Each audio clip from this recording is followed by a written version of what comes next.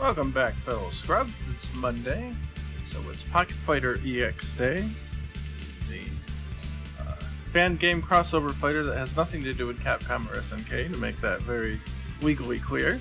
And so we've got a bunch of behind-the-scenes changes that have occurred this past week, and I'm gonna show those. Well, wrong one. Okay, there we go.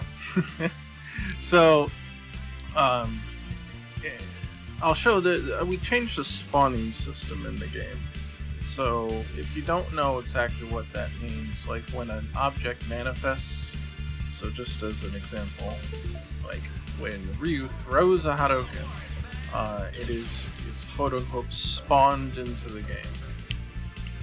So that Hadouken has to appear. Like, it doesn't technically exist on the playing field until Ryu's arms jet out and he throws it. So there's a bunch of ways that you can accomplish that kind of thing in a game. You know, and anything can be like that, like the bullets that Mega Man fires, and you know, that kind of stuff. So as games get more and more resource intensive, we have more, I guess, more issues with resource management. So here's the big thing. Like when you regard things like Unity and Unreal Engine and stuff, we've got actual objects that represent the character. So this Ryu fighter object has all these components in it, and all this stuff has to be, when it's spawned, all this stuff gets set up. And there's a whole bunch of values. And that's not even half of them. Like, that's only the ones that you can see in the editor. But, like, all this data has to be set up and prepared in that single moment, in that single frame that this thing spawns in. And then it has to make the sprite, which has all this. It's got to make the sprite body, sandbags its own object, like all this stuff. And it's a whole bunch of data. It's a whole lot of stuff. And so you don't necessarily want to have to be creating these. Like, look at how many sub-objects are in here. Where it creates all the hitboxes and all that stuff. All these objects are all part of Ryu's object. From here, all the way to here. This is Ryu in his entirety. Actually, there's even more here. More stuff in the middle. All this stuff has to get set up in it. It's hundreds of values, hundreds of lines of code have to run at the moment that Ryu gets spawned into the game.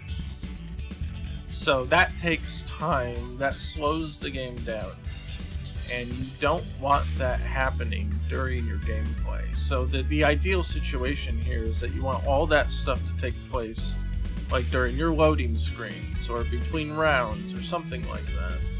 You don't want this to be taking place on every frame. And so the obvious danger here is, okay, well, Ryu's pretty complicated. The Hadouken's not that complicated. But if every time that you have to make the Hadouken appear, it has to literally create and set up all those components inside of itself, you're just asking for the game to start lagging or stuttering. So maybe it's okay when one Hadouken gets spawned, but what if two Hadoukens get spawned either back-to-back and into the frame, in back-to-back frames, or into the same frame itself? You're going to run into stuttering issues. And say, like, the after images are the same way. They don't appear until certain points. What if they had to spawn all those after images right when the move started? You know, that'd be a disaster. So there were obviously things implemented that were like that, and Hadouken was a big one of them. And I knew right from the start that it was going to be a problem, but I didn't have a solution to a smart, intelligent solution to the problem yet. But I did come up with one. So now what basically happens is all the Hadoukens are actually already here. They exist in the world here. So Ryu Hadouken clone This will be the last place it spawned. It might be hard to see. There's a little. Oh, you know what? I don't have my spot here. Might be hard to see. There's a little ring here that kind of shows you, like, it's Unity's way of showing you a point in space, but it's very, very transparent. Looks like it does show up, but it still might be hard to notice it. That's the last point in which the Hadouken was actually there. That's when it last collided and it turned itself off. So the idea here is that the Hadoukens aren't being created every time that Ryu throws one. They're just going invisible in the spot that they hit the opponent in or went off the screen on. And then they go dormant and they wait until they're called upon again. And then they just appear where they need to appear. I just say, hey, appear at Ryu's hands.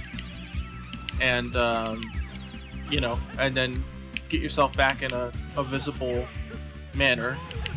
And in a state in which you can hit something again, and then that's it. So it recycles the objects, I guess is probably the best way to put it. But it will also it'll also make those objects ahead of time. So say, hey, we're gonna need, you know, 4 Hadoukens ready to go. So when Ryu needs them, we don't have to set them up. They're all set up. They're ready to go, and we do that during the loading time. So that's the basic idea of what a spawning system is for. It gets everything prepared ahead of time, so all objects that you need within a certain time frame are already built, ready, and set up, so that when you create, quote unquote, create or spawn one of these things, it's not having to go through all that setup time. Because again, that, depending on how much is going on, that's going to severely hamper the game. And as you know, in a fighting game, if you even drop 1 frame, you're gonna feel it. Especially online, you're already at a disadvantage with latency with netcode. You don't want to have problems like this. So I can already tell that the game feels a little smoother since implementing this fully, and that makes me very happy. It's easier for me to tell in the editor because so much debugging material is running in the background that the game runs maybe at 25 to 20% the speed that it would if I created a runtime build, or like a release build as we call it. So I can definitely see where it's starting to chug in some spots, and this actually opened it up quite well. Especially like the hit sparks are also done in this manner. And there's a few options that have been implemented in here, and I'm going to be tweaking and monitoring, you know, the efficiency of the system as it goes on, and I can tweak it to increase the amount of objects. So say I said, okay, you need 10 of each hit spark ready to go, and it turns out that, you know, there's a super move where it hits so fast it creates, you know, more than 10 hit sparks at a time or something, or some combination of moves does that. That can be detected and recorded, and then it'll put a message in the console and say, hey, you needed 12 of these and you only had 10, so we went ahead and made the other 2, but just FYI, you might want to increase the total number of pre-spawned objects to 12 so that you don't run into this anymore. And so there's things like that. You can do other behaviors for spawning, and I'll show you that here. Let's see. Let's go to the hit sparks. Might be the easiest example here, because you could totally get away with doing this with the hit sparks. So here's a hit spark small. So here's a pool asset. This defines an object pool. And so I tell it what prefab that I want this pool to be with, what's our maximum pool size, and what happens when there's an overflow. Or say I put 5 here, but what happens if we need 6 objects? So the expand pool option will automatically create another object and throw it in the pool, so it'll be 6 or 7 or 8 or however many are necessary. But there's other options too, like return null, meaning don't spawn anything. Just let it just, you know, basically, yeah, just don't spawn anything. It'll tell it to spawn something, but nothing will happen. And that might look a little goofy, but you know, it's one way of dealing with it without allowing it to start growing the pool. Or you can reset the oldest spawned object. So say you have 5 hit sparks on screen, and then it calls for the 6th one, and it will actually reset the oldest of those hit sparks and reposition it in the spot where the new one's supposed to be. And that could also look goofy, but older games have actually used that technique to prevent like an overflow of memory. So say like an old game, like an NES game, might have only room in it for like 5 or 6 effects at a time, and then maybe all the effects might be thrown under that category. So then you have this issue where, you know, so Mega Man's got 3 bullets on the screen, there's an explosion going off, and there's an enemy shooting like an object or a missile or something. And then say now that missile explodes into 2 explosion sprites or whatever. So now you've exceeded your 5, and what it'll do is it'll just eat away that other explosion that was sitting over in the corner, just make it disappear, and then relocate it to where the new explosions must be. You know, something like that. Because they literally only have so much memory and so much space to allocate to these kind of things. So you just reuse what's there. And again, when you make a game, you have to go through and calibrate and see, you know, how much stuff can I have on the screen, and kind of balance the game so that you don't exceed that as much as possible. But there are places where you can see that happening. I wish I had the receiver, because I could actually show you a game that you can glitch to do it. In the PlayStation Portable version of Symphony of the Night, in Richter's mode, they added a pause menu that didn't exist in the PlayStation version. And so if you used a move like Thousand Knives, where he just starts throwing knives like crazy, if you keep mashing on start, it causes them to not recycle into the spawning pool for objects, and eventually he will start not throwing anything. You'll see him throwing, the animation of throwing, but nothing comes out. So in that case, what they did is they said return null. And so nothing spawns once it gets past the limit of how many things that can spawn. So that's one good example of a game that does exactly that. They just say, nope, whatever's gonna spawn, it just doesn't spawn anymore. And in this case, unfortunately, it's an attack, so it is a pretty big glitch, I guess you could say, in that regard. But of course, they didn't catch that when they released it, and there's unlikely to be anybody mashing the start button to see what would happen. I think the only reason I found that out is because I was looking at the animation or something, or looking at the effect, and I kept pausing the screen and unpausing it to get a better view of it. And that's how I found that glitch, which I thought was interesting. I don't know if many people have found that one, but that's always been an example that stuck with me when I think of object management and memory management. Oh, how did they do that? Well, that shows you right there. They did this option, the return null. Just don't make any more. And so that's one that I would like to not use if possible. But it is there if I do ever need to use it. It could come in handy. So I just programmed all 3. It wasn't a big deal to make these different modes. So that's sort of an explanation of object pooling and why it's important to have it and all that. So basically everything in the game that's in a match is gonna have to be pooled. If there's multiple of them have to spawn in a certain effect. And then there's like different objects for each one. So the Hadouken Light is a different object than the Hadouken Heavy, because they do it at different speeds. So that also has to be set up and calibrated ahead of time. The EX is a fire.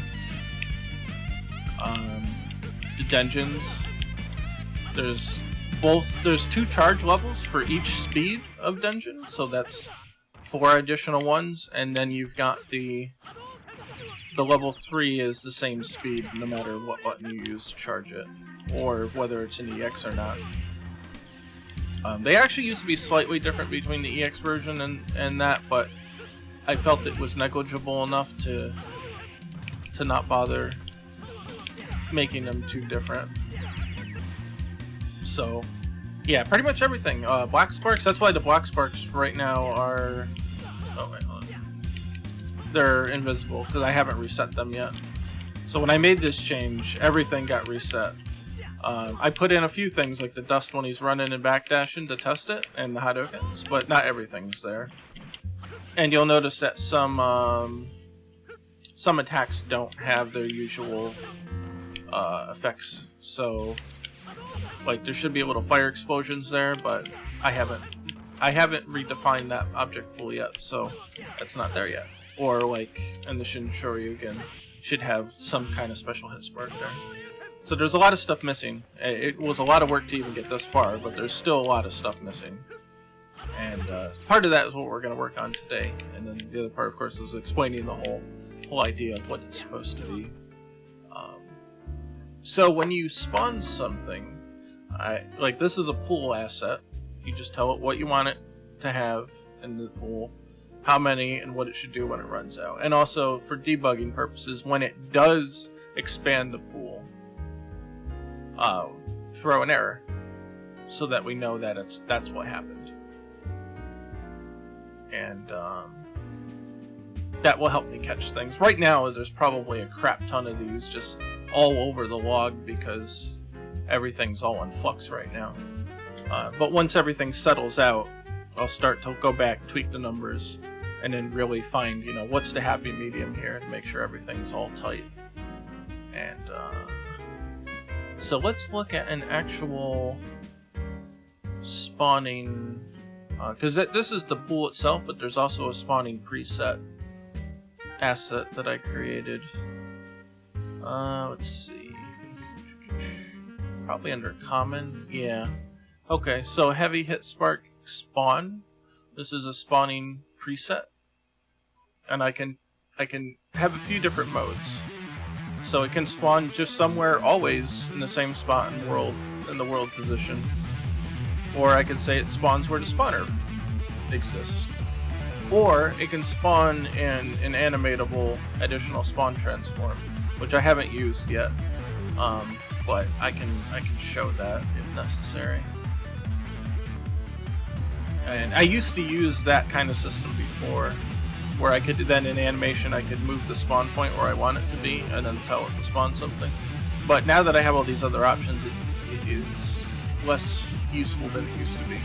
Because I can say spawn at the spawner position, but then we're going to offset it with a local value so that it's 2 units ahead and 1 unit above the spawning origin. You can do that kind of stuff with this system. And then, so, like rotation, you have options. You can rotate it in a static manner in a world position, or world rotation. You can base it off of the object rotation of what spawned it, and then give it an offset.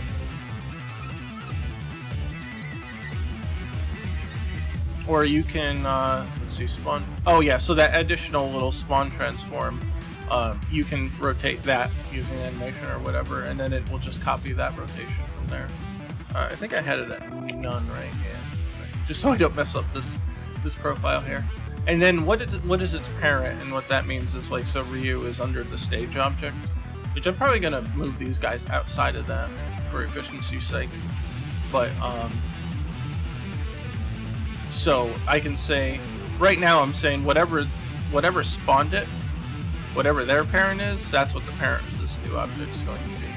But I can tell it that it has no parent, or that, not sure what's the difference between spawner. Oh, the spawner itself.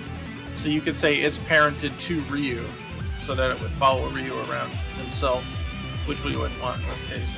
Or that you can specify a custom parent in the code when you spawn it. And then finally you tell it what pool is this spawner supposed to run off of. And then in this case this is for the heavy attack, so it's a small hit spark with a flash. And you can change it to anything else if you want to start mixing it up a little bit. And so that's kind of the rundown of what it is. And then these are called either through animation events or through a script, something like that. And then you can just do that. So like, good example here, be the Hadoken. So Hadoken Light, probably this one here. Yeah, spawn projectile from pooled asset. And you just give it the spawn profile, the preset.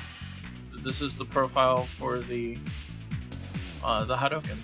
So it spawns at Ryu's position, and it offsets it with a local offset of this 2.9, 1.9, and then so it takes Ryu's rotation, because they rotate when they turn around. It's actually rotating the object to turn around. That way the animation is always moving them in the right direction. I don't give it any rotational offset, and I say that it gets parented to whatever the spawner's parent is, which happens to be the stage. So that's what happens. And and here it is. This is the active one right now, and you can see it's parented to the stage, showed up in the right spot, etc., etc.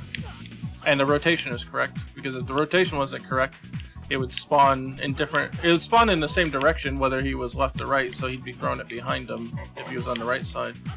You know, things like that. So all of it's pretty much, I've tested a lot of the edge cases and stuff that I thought might have been a problem, but everything looks like it's working so far. So I'm very, very, very happy about that. And the end result kind of speaks for itself. Everything feels a little smoother. Everything looks good. Obviously I have to still put back the block sparks and stuff, but that's all part of it. And I've made several other changes that had to occur to make all this happen too. So it wasn't just that. But we've got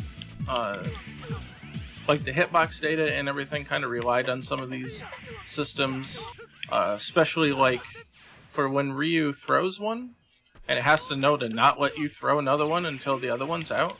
Supers obviously can go by it, but see, I can't throw another one until that one's gone. That system also relies on the spawning system, so that had to be redone. And that's actually in the command profiles here. So the Hadoken on the bottom here. So these are spawned object checklist. Must not have any spawned Hadoken light, heavy, Denjin level 1 heavy, level 1 light, level 2 heavy, level 2 light. You know, any of these can't be here. Obviously you can do it with the super, because the super is allowed to come out, kind of like in Third Strike. Oh, that was allowed. There. So the super is allowed to come out along with it. So that's not in the list of things to do that. But this whole system had to be changed, so all this data got wiped when that change was made. So it changed quite a lot just to get that one result, but it's absolutely worth it. If I didn't do that, the game would start getting pretty damn clunky, especially on lower end systems. And I don't have like the best computer ever, but I've tested it on lower hardware, like an old 6-year-old laptop. And yeah, it did have a graphics card, so that's obviously a big factor in it working. But it worked a bit better than I expected. But with all these changes, it should start flying. And that's good. The more people that can play it, the less system requirements that are, you know, taken up by just running it, the better. Then more people have access to it. And it will become doubly important when the online hits, because part of the online system is storing multiple copies of the characters and the objects that are on screen every like 20 frames or whatever you set it to, or however you want to calibrate it. It'll keep copying that data over and over in the background, and that takes extra horsepower.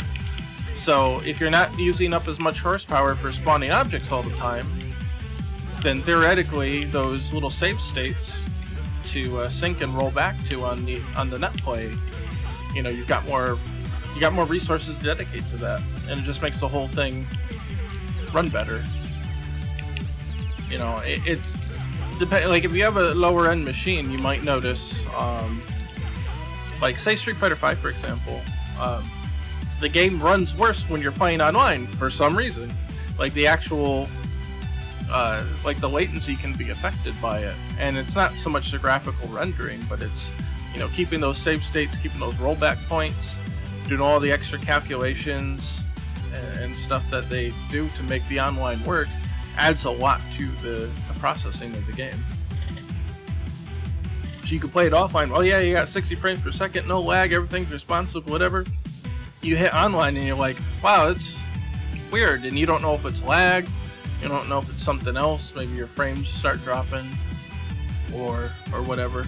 And then you notice, oh, I upgraded my computer, and now all of a sudden I don't have that problem. Well, that's why. There's more processing being involved when, you know, the game gets taken online for all those rollback points and stuff. And that's a gross oversimplification of the process, but just to give you an easy example and an idea of how that kind of works. So I guess what I'm trying to say is object spawning and pooling is very important to make your game work efficiently. So that was a big part of what I've done this past week. That was the majority of it. It was multiple days just getting the system coded and working and all that stuff. And so far it looks pretty good. So, unfortunately, this has completely wiped out Ken and Terry. They can't even attack anymore because the attack files got changed in the process. So they are, as you can see, well, he can go into max mode, but he can't do anything else. He can move around a little bit, and he can do the common moves, but everything else is completely reset. That doesn't mean that the animations and stuff are gone. It's just the button combinations being linked to those animations have been changed. So they have to be redone, but they're gonna get redone anyway because all the hitboxes need to be updated, and because of all the system changes, all the moves need to be recalibrated and stuff. So I figured now's the time to do that. Definitely, if we're gonna do it, now's the time, because I don't feel like doing the characters over a third time later on. So while we have to do it anyway, we might as well. And so that's where that whole mentality comes from. Better to do it now than later, because when you do it later, it's gonna hurt even more. Alright, so other system changes, gameplay changes, a few little things here and there. The amount of time that a level 2 dungeon suspends you has been slightly reduced. I haven't been able to successfully do it since I adjusted it, but I still might be able to get in an EX Tatsu after suspending with a light. Or suspending it with a level 2 dungeon. And it doesn't matter if it's an EX or not. It's still reduced a bit. I don't know. It doesn't look like it's gonna work, but man, if you can get him to land on it frame perfect, like the last... Oh, that was a really good one, actually. And I didn't hit, so maybe I did fix it. If I didn't, I still have to test it and monkey with it. If I didn't, then I'll just make it a little higher of recovery. It's still negative on block anyway, so there's nothing much changing with that. It's just what can you get, you know, off an air juggle kind of situation. I think actually you used to be able to hit that because it was so long. And the reason that happened is because I shortened all the Hadouken recovery times in the animation right off the bat. But because the projectile leaves Ryu and goes forward, you know, all the advantage is calculated because of the travel time and how much hit stop happens when they hit. So there's a lot more to it than just tweaking a number. And it just ended up being a lot longer of a hit stop, and it just kept them in place, and you could do all that crazy junk with them. So that's one thing. One of the other things is the Shoryukens are now 4 frame startup instead of 3. I think that change. It doesn't change very much your ability to anti-air stuff. It's only 1 frame. But mathematically, with like frame data and stuff, there was so much stuff that the Shoryuken could link into because it was so damn fast. It was as fast as a jab is. That it got to the point where it became the biggest utility for combos in a lot of situations. So it wasn't necessarily to nerf the Shoryuken as much as promote diversity in combos. You could still do some stuff like, let's see, this is hard to do in controller. I'm trying to get that and then a Shoryu. It's tough. Almost. You can still do it, but I'm too slow. I can't cancel fast enough on controller. I'd have to stick up for it, but it actually does make that slightly harder to land by 1 frame, but yeah, it is what it is. Anyway, I think it makes sense. Jabs should be 3 frames. Shoryukens are a bigger motion, so they should be at least 4. A lot of the KOF characters have really slow anti-airs too, so it also puts it more in line with that. And I think that for this kind of game, that might be the right call. So it's my explanation as to why I chose to do it that way. I'll do that. Attack. So everything still functionally works, but there's a lot of effects missing because they need to be reprogrammed into the pools. And so I guess that's where we should start, so that you'll see the actual process of that anyway.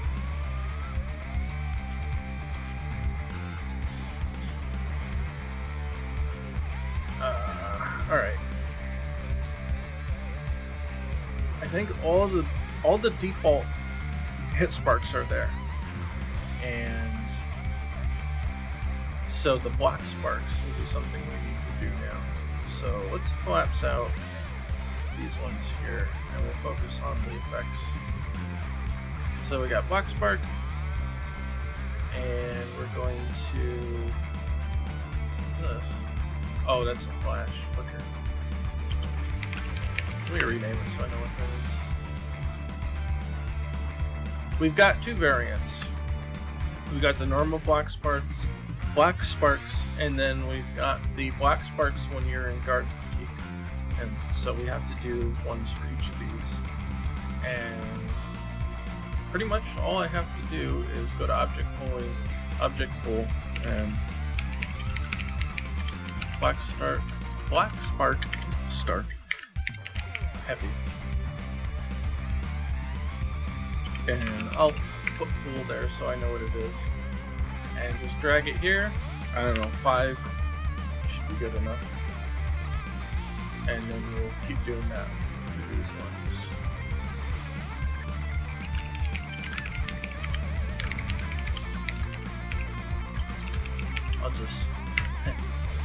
I'll abbreviate it as FAT, so fatigue. And same thing, 5. I'll make a pool for the light ones.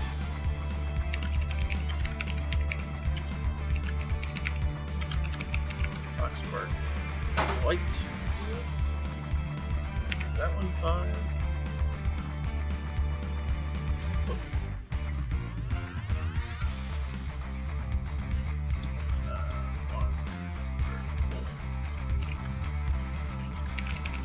Block, spark, light, fatigued, cool. That 5, block special, which also gets reused for the super.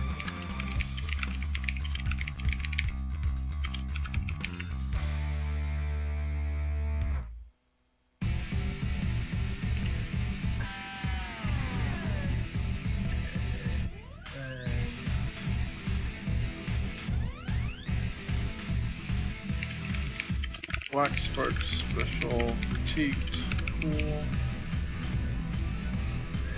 drag this in here, and fine. Okay, so now we've made pools for these objects. We've set up pools for all of them. Now we need to go to here, so where we're going to actually implement these, so the block effects. See, there's no pool associated for the normal, heavy, special, etc. Oh, also another change I made here is that I cut down and simplified these categorizations. So there's not quite as many. If you have seen me show these lists before, there were quite a few other ones, like unique moves were their own thing, and like there was another one here too, and I'm not sure what it was. But now unique moves are set to either being light or heavy. Here you go.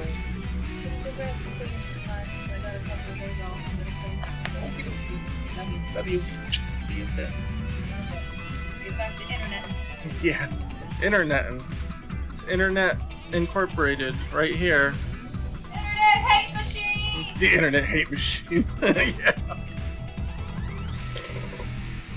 I'd like to think of it more as the Internet Hype Machine on this channel, but I suppose that's up to whether I'm entertaining or not.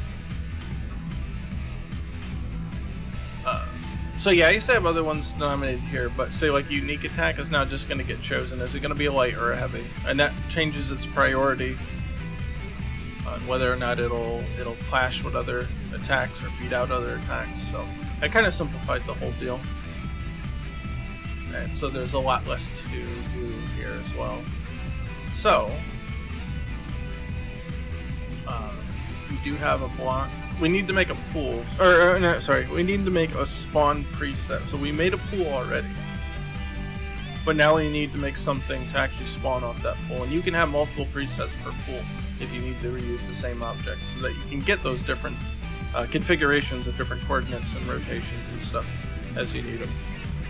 It's a little flexible in that way. So we'll go to the hit system, not hit system, object spawner, pooled object spawn preset, and block light spawn.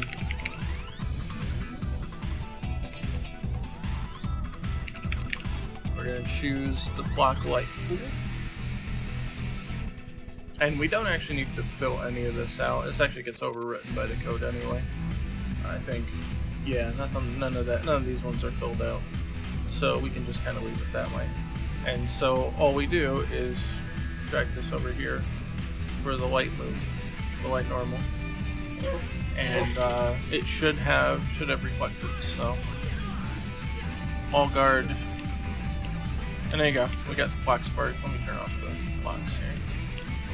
There you go. But the heavy doesn't, and the uniques don't. But the light's in place. I'll blow that up so you can see it better. Okay, there it is. And that's really all I have to do. Once I make the effect, that's all I have to do to implement it in this system. So that's good. That's a lot better than it used to be. Hell of a lot better. And all the pools are all regulated and everything's working behind the scenes, so I don't have to do anything special with them. It's all going back to the same source. Okay, so we'll do another one. Block heavy spawn. Oh, spelled heavy wrong. And I've got my... I keep forgetting to turn flux off, don't I? Yep, here it comes. Going back to blue. Let's see. Yeah, got it. Off till sunrise. Okay. I think it must have been getting red there for a minute. And that just takes the blue out of the monitor as the sun sets, so I get sleepy earlier, but it screws with the stream. Yeah, screws with the stream. Can't talk today. And so that's no good. Alright, so block heavy. And we'll add that here. And there we go. We got heavy block sparks.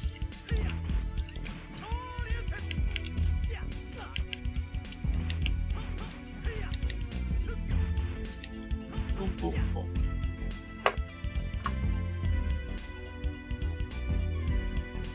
So let's just bang out these other ones. Box special spawn.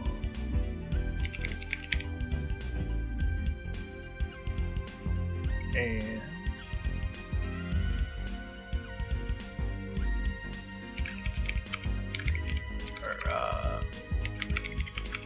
Block super spawn, which are actually going to be the same things as the specials, but I do want a different one in case we decide to change that later. Then all I have to do is go back here, select a different effect, a pool of effects, and that's it. And then the entire thing is already changed for me. So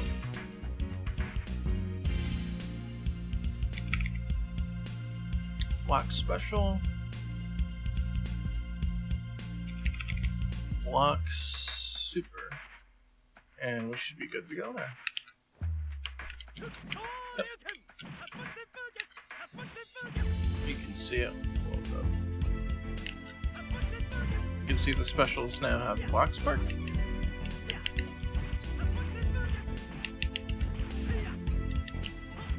Oh, the EXs don't. We can fix that. I was gonna say, what's going on there?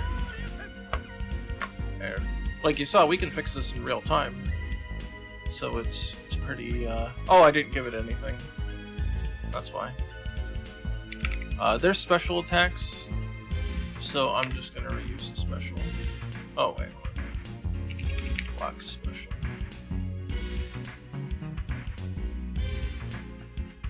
So they're gonna have the same spawning preset, so they go back to the same pool. The super one might change though, so that's why I made that its own thing. Yeah, should be better. Nope, they're not showing up. How come you're not showing up? I wonder, are these moves set to the proper thing? Well, that one did. Oh, there it goes. Alright, adding them in real time seems like they're delayed or something, but let's restart it and do it up right from the beginning and see what happens. Let's see. Okay. Yeah, it's working now, I think.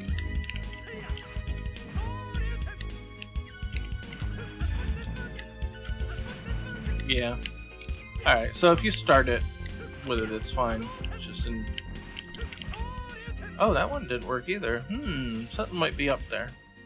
Might have found a glitch. Don't know why those aren't showing up now. We get an error? There we go. I start saying, hey, everything's working correct, but it's not. Pool is expanded on spawn.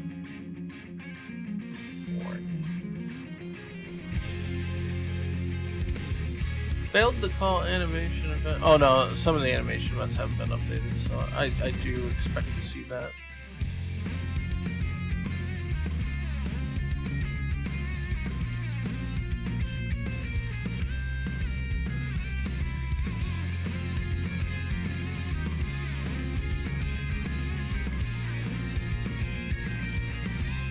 Wonder are they just? Oh wait, no, they showed up now. Alright, I guess I'll investigate that later. Won't take up too much time with that. It's probably not anything horrendous.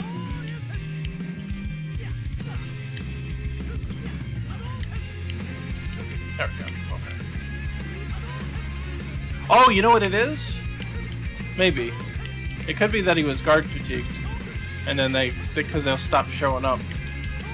Yeah, I bet he's guard fatigued. Because see, they're not showing up anymore. I bet that was it. That figures. Okay. I think that's why they're disappearing. Because it wouldn't show that. So yeah, let's make those.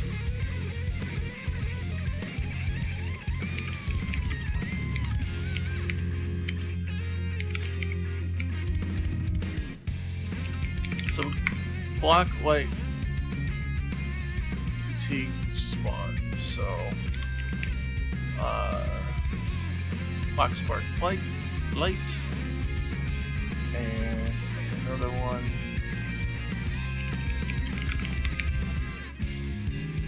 Block Heavy Fatigue Spawn.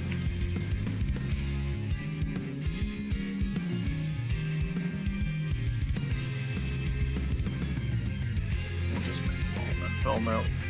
Block Special Fatigue Spawn. And block Super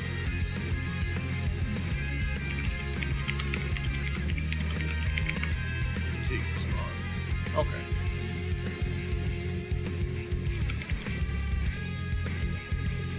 And that ends up being special anyway.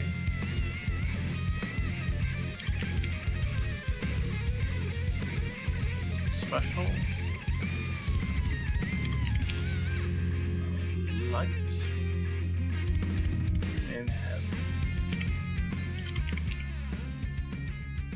And now we just need to put them in our chart here. So we did the normal ones, but now we got the fatigued ones here. So heavy, light, special. Special again for EX. And then super for super. Oh, I closed it. Oop. Okay. Let's take a look. So he's got to take so much damage for guard fatigue to hit, and it looked like it did, yeah, because those are the red ones. Alright. Lights, heavies, uniques, specials, light specials, EX. Oh wait, it resets when you reset position. There. So EXs, and super. There you go.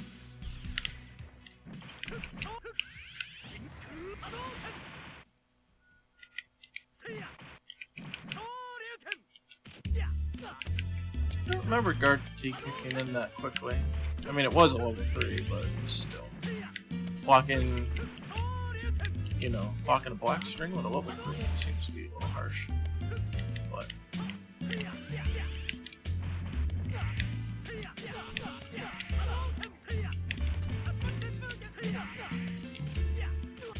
so, looks like it's all working okay. Hit sparks and block sparks seem to be working.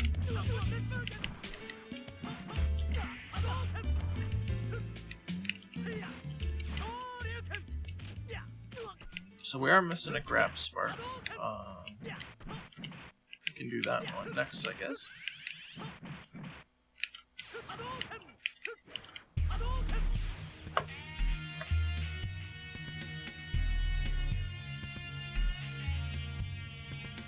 Alright. What's the block sparks? Grab spark. Same deal.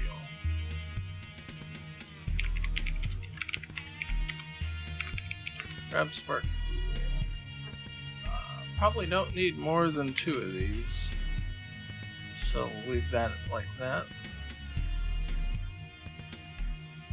We'll go here. So we've got that all done, so let's close that. We'll close these. Kind of remind myself that they're still here. So the grab spark, you need to make spawning preset.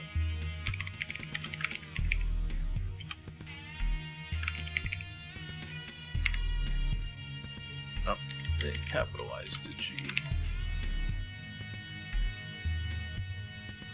And grab.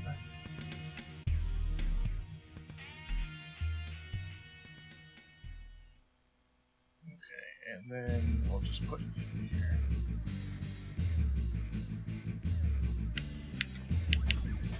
There we go. There it is.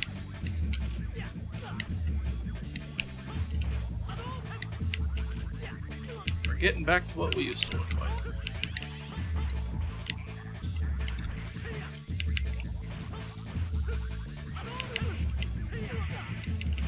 Okay, so the guard break spark, you can do that one.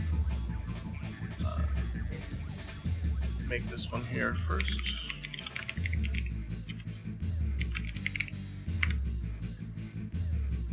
And line it up here. I think that's a special thing here.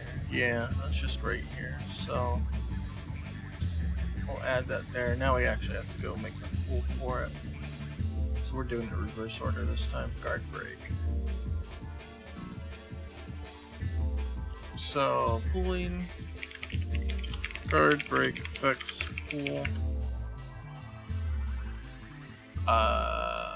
Should be more than 2 of these, I would imagine, going on at once. There we go. It's hard to see, but it's more. It's that little kind of like purple little flash. It's actually just the grab spark recolored to a more purple hue instead of a blue. But it's hard to see, it just gets meshed in with everything else. But you kind of get the sense of it because the dungeons themselves are also partially purple in their presentation, so I kind of themed it all based on that.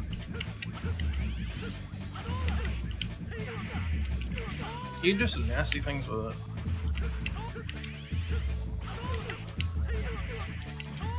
Or even if they didn't block it. Come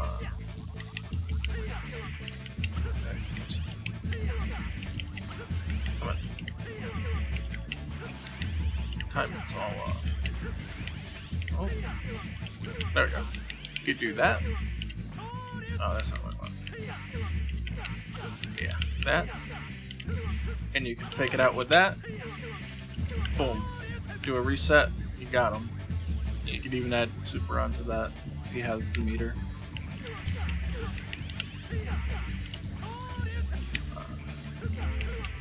Yeah, so like this. Boom. Reset. Well, I didn't link it right, but you get the idea. Let's see.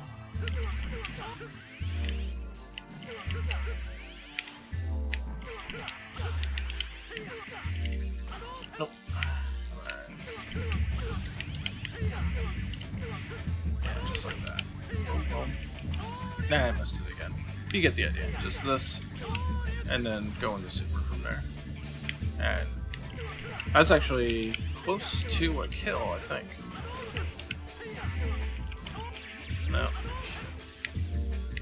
I really want to get this. Oh, that's not good. I did it show you by accident. I was holding forward when I did it. Yeah, that's what's going on there. Gotta hold down to get that. And then, I didn't hold it, but yeah. Hold down.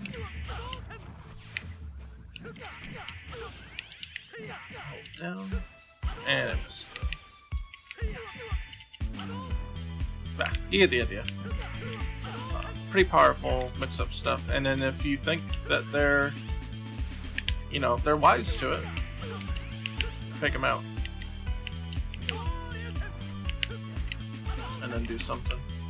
Well, that's something. I'm not sure if I went over that. I added an attack cancel to the, which actually probably doesn't work right now. It doesn't feel like it's working. I added an attack cancel to the backdash recovery. Let's go to, where is it? Game. Here. Fighters. Should be under common. And then cancel presets. Yeah, probably all this is wrong. It would have got reset. Okay, there's the block cancel. Backdash cancel. Yeah. See, these are all reset now. We shouldn't need too many. So we can do a normal attack.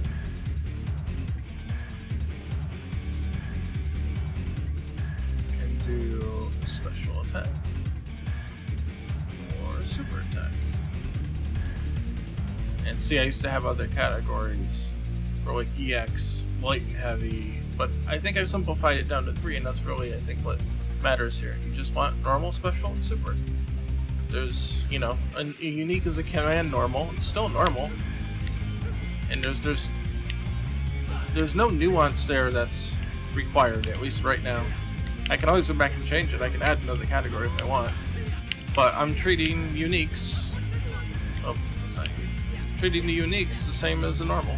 Which they basically are. They're command normals.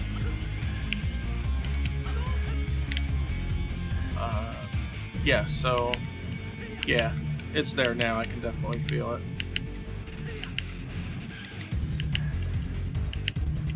So you can do like a fake out cancel, like this, and then backdash out of it, and then do something else. You know, they try to do something else, or just backdash and stay back. You know, say you're here, boom, whoop, fake him out. Throw one anyway.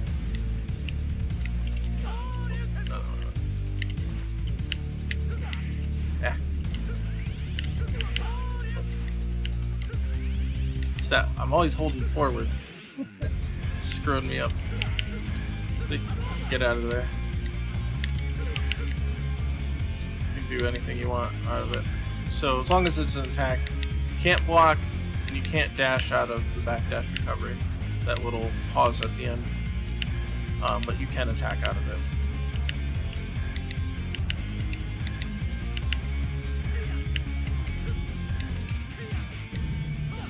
So that was something I added. I don't think I went over that change last time. Maybe I did, maybe I didn't. But if I didn't, there it is. Guess I don't know if this is actually even used anymore. Let's mark it. Unused, maybe. Whatever it is, it's not set to anything anymore. Because there used to be a max cancel thing, but I think that's an old.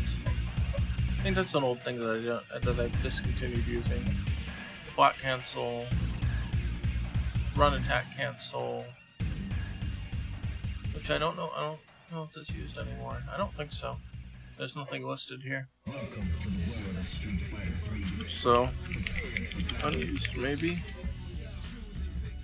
And then the run stop, same deal. Because this functionality already exists inside like Ryu's command moves here, so I could say like crouching light kick, it's part of the attack normal group, and that has can perform and run stop. So I don't think those cancels are used anymore. But at least I fixed the backdash one, because that one was obviously not working. Yeah, that's responsive, I like it. It felt like it was too hard to do something after a backdash, so that should help a lot.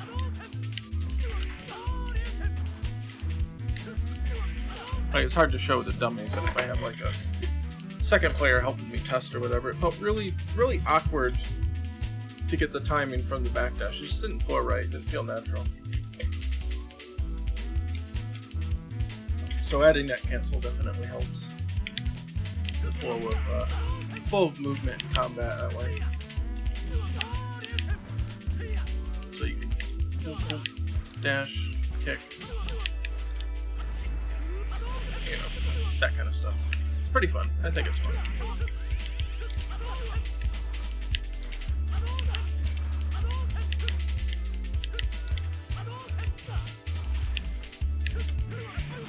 It'll make it easier to punish grabs too. So if you can backdash to get out of grab. So if they do something, oh, let's make them do something. See, much more responsive.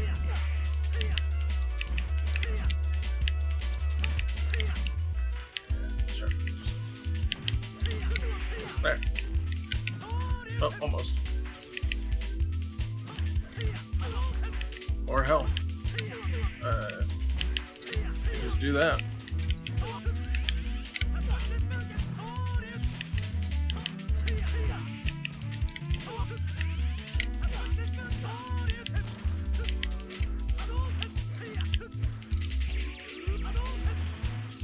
all sorts of fun shenanigans.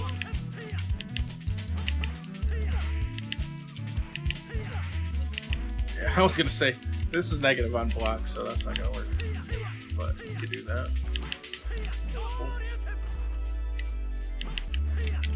Got him. You know, and then do whatever you want from there.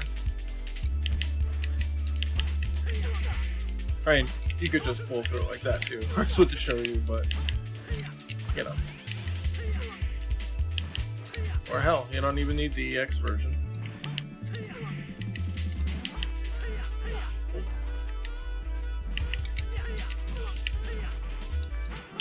And in many ways, it's a little more comparable with the roll now too.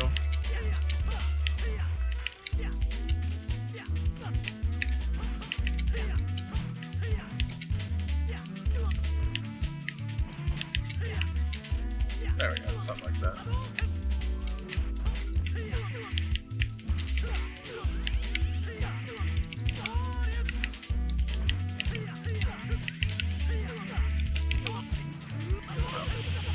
He countered it because I didn't link it right, but yeah, do something like that.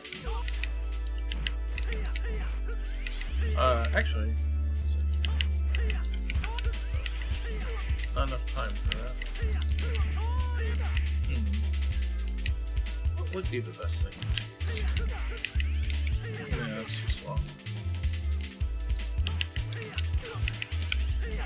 That works. There you go. There we go. Figured out new tech. Backdash Hadouken.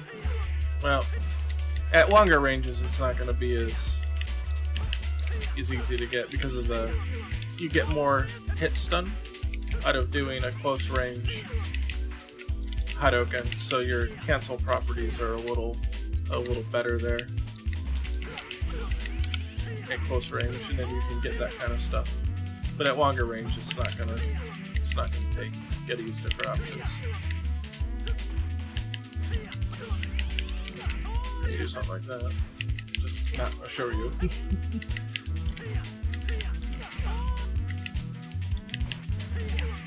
Hell, that works.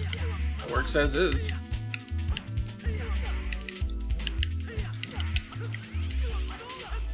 Confirm it into a dungeon, or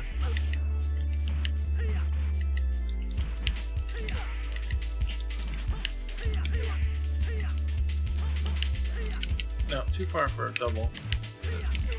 Tap it once. We do that. Probably puts you at perfect range for it to be harder to punish on block. Something like that. Or not what I just did now, but yeah, with tripping. You can cover yourself with a Hadouken cancel. So there's things you can do.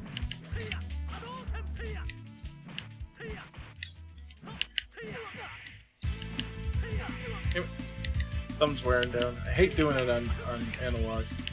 Backdashing's hard on analog. It just takes too much time to move the thing. Oh, screw it. Let's do it with the keyboard. Yeah, there you go. That's much better.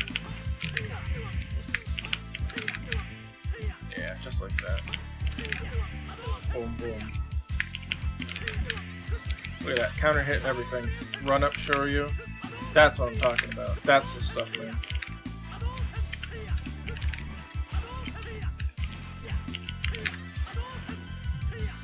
That's the stuff. That feels pretty good. I like that. Be more useful for some other characters. Like, Ken's got a good long-reaching heavy kick. And Terry, God, Terry's gonna be crazy doing shit like that.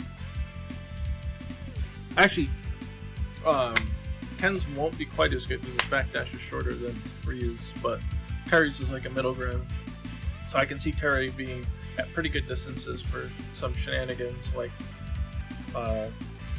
crack shoot or stand roundhouse, something like that, or even crouching roundhouse canceled into power wave or something else. I can see him being really shenanigan-y with that.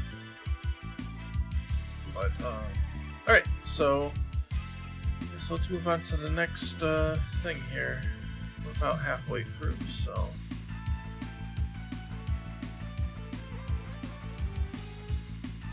I always love Gambit's theme.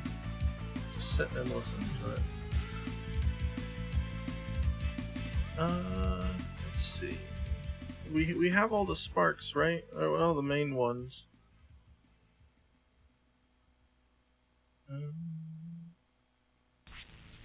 Not there. Looking here.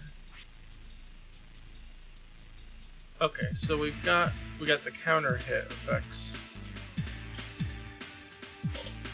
Trade, which I don't know if these were actually used or not anymore. The armor effects, which are actually the same on everything. So, hey, let's do that one. That one's gonna be quick and easy.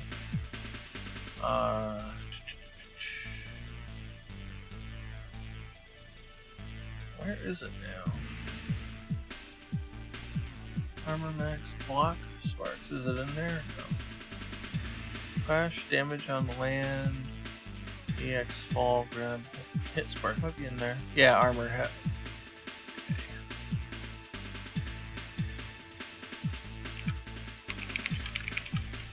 Armor hit effects pool.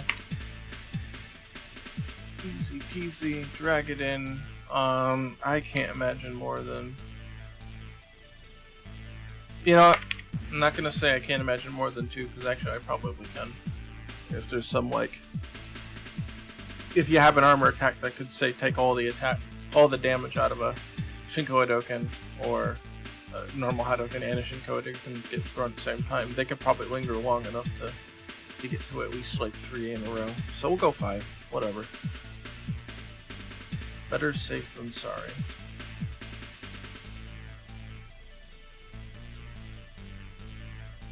And so we just say armor hit spawn. Armor hit, cool. And we'll go here.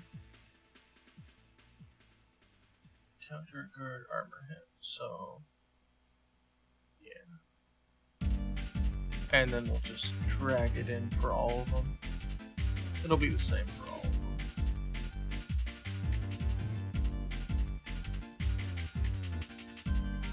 I should probably make some kind of like default entry, but not really required. Okay, so there, yeah, it works.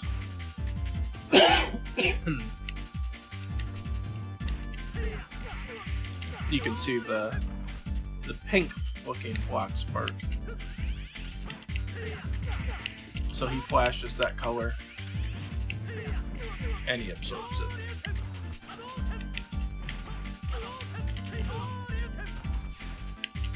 So there you go. That was an easy one. Let's see. Let's open the ones that we haven't done yet, and we'll work through those. So the parry is the same for all of them.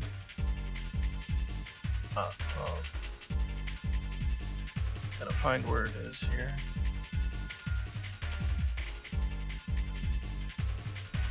Oh, here it is. So, cool. Parry hits. Nah, there's no block on parry, so parry FX pool. Just want to be as specific as possible. This one I can't see more than 3 being active at the same time. And that should be good there. So we want to go back here. Just to keep these all organized in the same spot. And so parry FX spawn, I guess, whatever. The name technically doesn't matter, but as long as I understand what it means. Oh wait, we gotta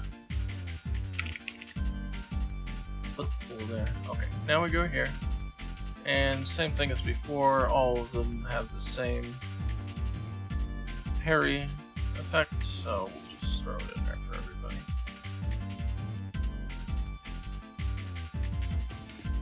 And see how it works. Yep, there it is. Oh, oh, too early. Funny.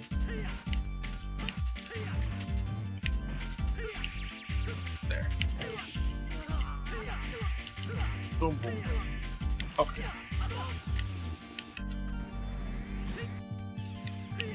Oh, he's on all guard. Actually, just trick him into. Yeah, I was gonna say there's no hit sparks for that, and that doesn't surprise me because it's supposed to be set for their own custom ones. Okay, so we're all done with that. Now the counter and the trade hits. Oh man, I'm not sure 100%. Counter hits now also have a flash, so it's easier to tell. But I did like the fact that it was a lingering little like glow around the hit spark when we had it last time. So I do want to put those back. Just trying to remember where exactly those are. So we've got Clash.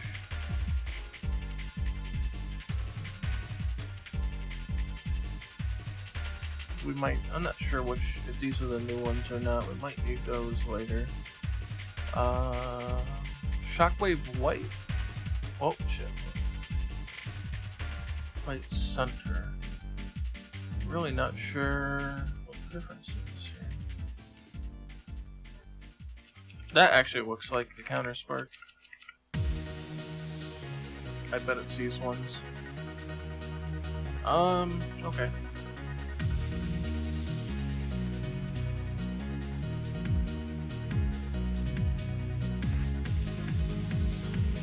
There's now object pulling. Counter hit FX light.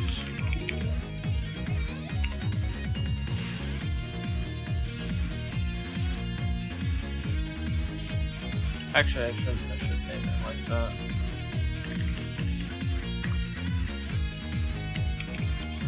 Did I do 100%? Yeah. So I've got different sizes here. So let's just copy that. We'll make them cool for each variety. Then we can mess around with them and see which one we like better. Right down here. So there's a 75, 65,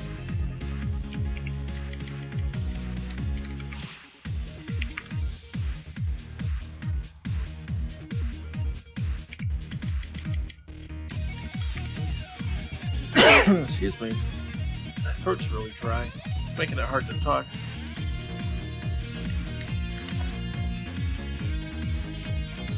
Let's see, 100%, 75, 65, 45,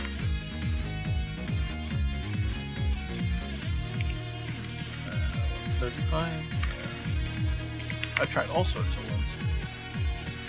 35, 27, 27, that's not being specific. I bet that's for the light attacks. Yeah, and that's it, and then there's the other one. Okay, so 27 here. I'm gonna put 2 on each of the pools because once one counter hit happens, you know, that's it. Like the second hit's not gonna be a counter hit, so you're not gonna see them all the time. All right, so then 35, 45. And if 2 attacks counter hit, you don't get this effect, you get a different one. 65, 75, and the 100 is the normal variety. Okay, now now that we've got these all set up, because we don't have to use all these pools. They're only initiated and loaded if I call upon them. So if they're not referenced by anything, they won't do anything. So it's okay to have as many of these as I need, and then just shuffle around if need be. Which is exactly what we're going to do here, because I think there's more varieties there than we have. Spawner. Then we're going to have to use here. So counter hit effects light spawn.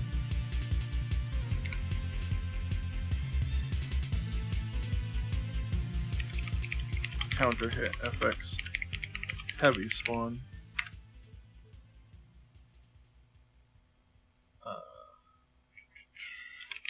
Counter hit effects special spawn.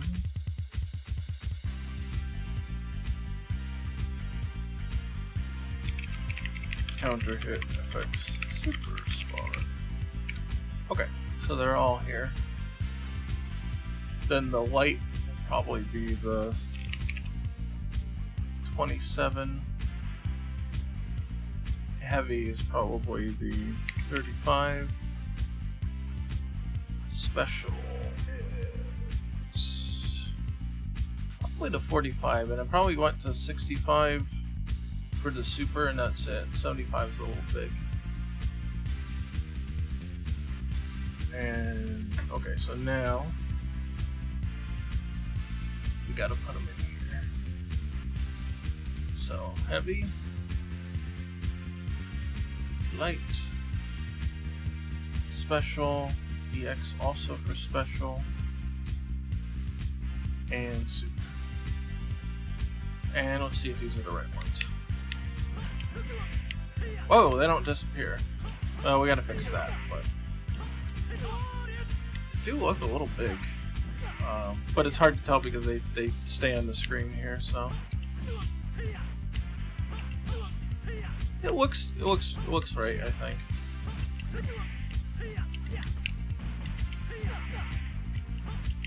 It's possible I may have used the 27. Yeah, I think I used the 27 also for the light here. Oh, we got no reference. That's why it's not disappearing. Alright, let's see what's going on. Errors everywhere. It's pointing to this, okay?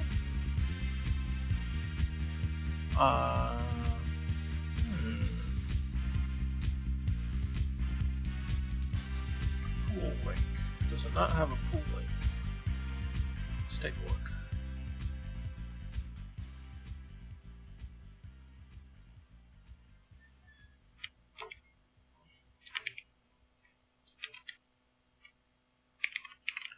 Just for safety's measure, we'll just make it so that if there isn't a pool link controller, then we're not actually going to do anything. I have a feeling that that will at least fix it from that'll fix it from throwing an error. I don't know if it'll disappear though. No, it won't disappear. I didn't expect it to. Yeah, see him there.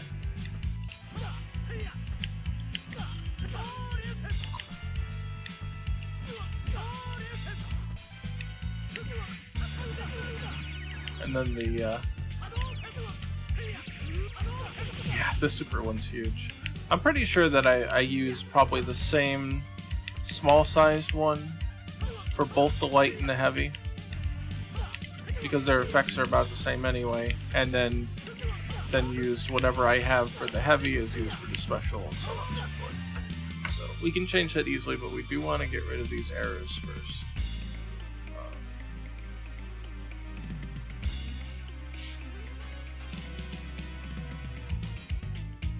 Build to call animation, that's fine.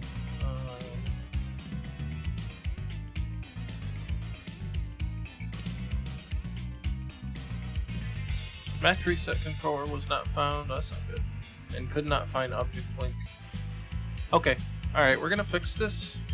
We're gonna fix this in a different way. Let's see, we had 27, 35, 45, 65, 75. I think were all the variations. I'm going to use a new feature from 2018, the prefab variants, to do this. So right now these are all different objects. But what I'm going to do is make one base one and then add stuff to it. So I'll make the variants. Otherwise, let's see. 35, 45, 65, 75, and we have all that. So we just got to keep that in mind, because we're going to erase these. Bye-bye. And we're going to take a look at...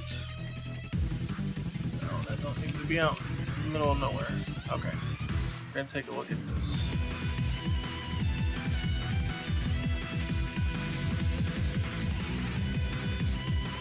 Actually, let's tweak this a little bit.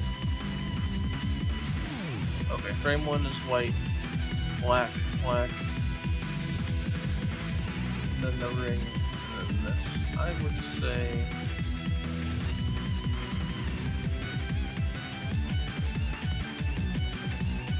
that's a little better.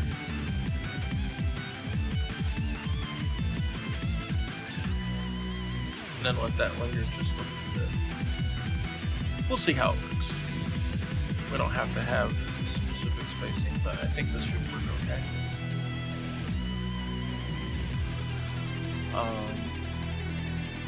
Okay, so it was complaining that it didn't have a match reset controller. And it also complained that it didn't have a pool link controller. And so those should be configured automatically by the script if it finds them, which now it should. And yeah, so that's good there. And there's another change. Yeah, okay, so I want to save that, and that's good. So what I can do now, I can put this in the scene. I can call it 27%, 0.27, 0.27. Make that change. Then when I drag it back, it's going to ask you want to make an original or a variant. I want to make a variant. And this is 35%, so 0.35, 0.35. And again, variant. So what'll happen is if I go in here and I change something on the base model, like I select that, it should reflect on the rest of them. So now this one, yeah, that's now checked on that one. So it's all derivative of that. And that way, so what I could have done if this was already set up, is I could have just went in here and added these two components. And then it would have updated the other ones, but those ones were not variants. Now they will be. So if I do in the future need to do something with them, then we've got it. So, hey! Sir Blackheart, I guess. Or Senior Blackheart? Thank you for the follow. Let's see. So, 0.45, 0.45. Put it in as a variant. It's sitting there anyway. We've got 65%.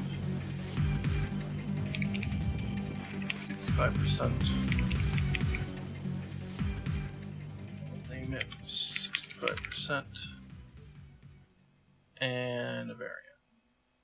And the last one, 75, which I don't think we're actually going to use, but if we need it, it'll be there.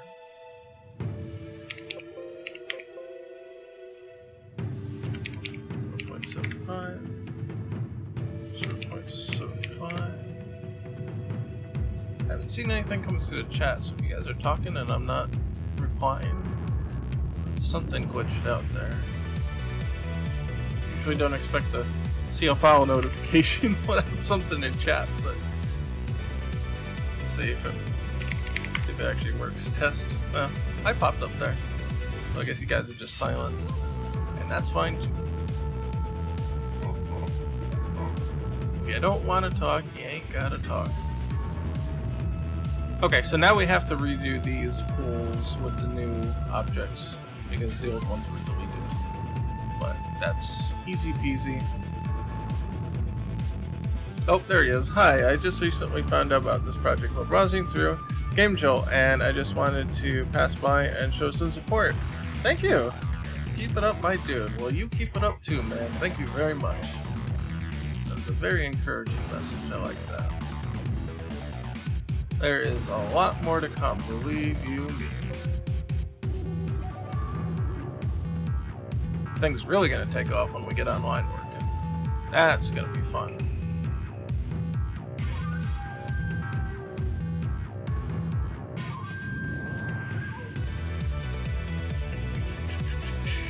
Man, Street Fighter Cross Tekken. Oh, I like some of the music from it, but man, that guy was a mess. I had a lot of high hopes for it too. It just made the crushing weight of reality even worse. Okay, so now those should have automatically just picked up, and they should be working correctly now. Looks like it.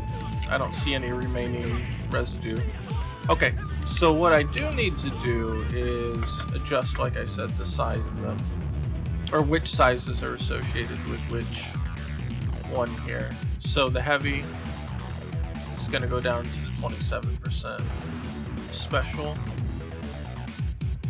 is going to go to 35, and the super is going to go to 45, and we'll see how that works. Oh crap, I closed it in. There. Yeah, brought back the border, but that's fine.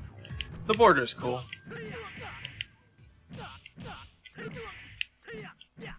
Also very excited for the future of the game. Filling my ache for a new SNK cross Capcom game. I know. I swear to God, 90% of me doing this is just, I want that kind of game, and it ain't gonna get done any other way, so I just gotta make it myself, I guess.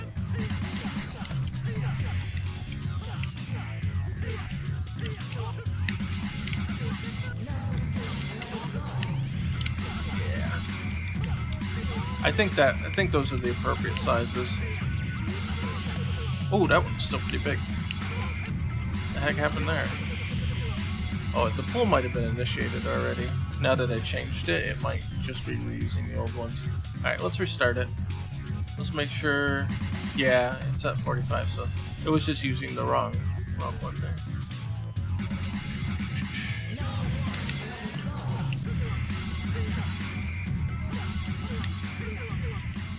Cool.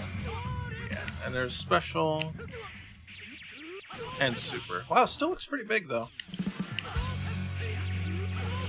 Did I actually make the variant the right size? 45%. Yeah, it is. Make it 40. It just feels wrong for some reason.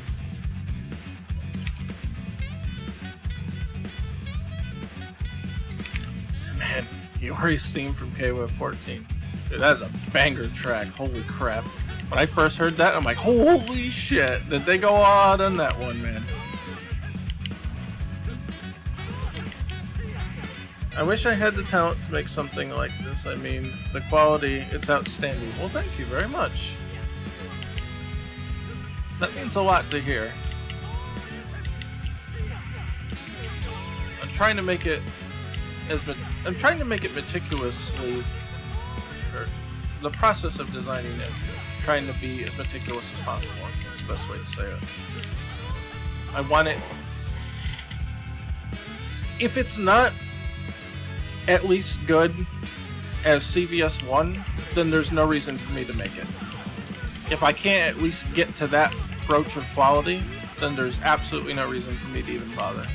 That's the way that I'm approaching it. And CVS1 was kind of a mess. It was an okay game, it was a bit jank. I think I can at least reach that bar.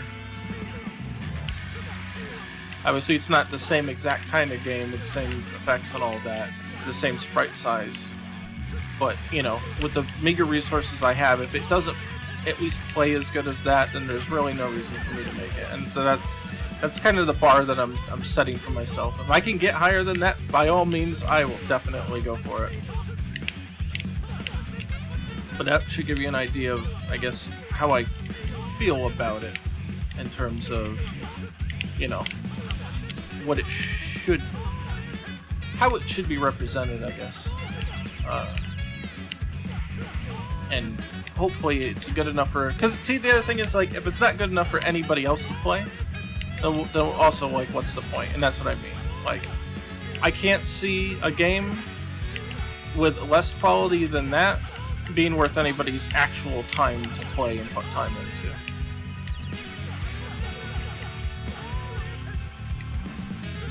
So I don't want to waste your time, and I don't want to waste my time making a shitty game.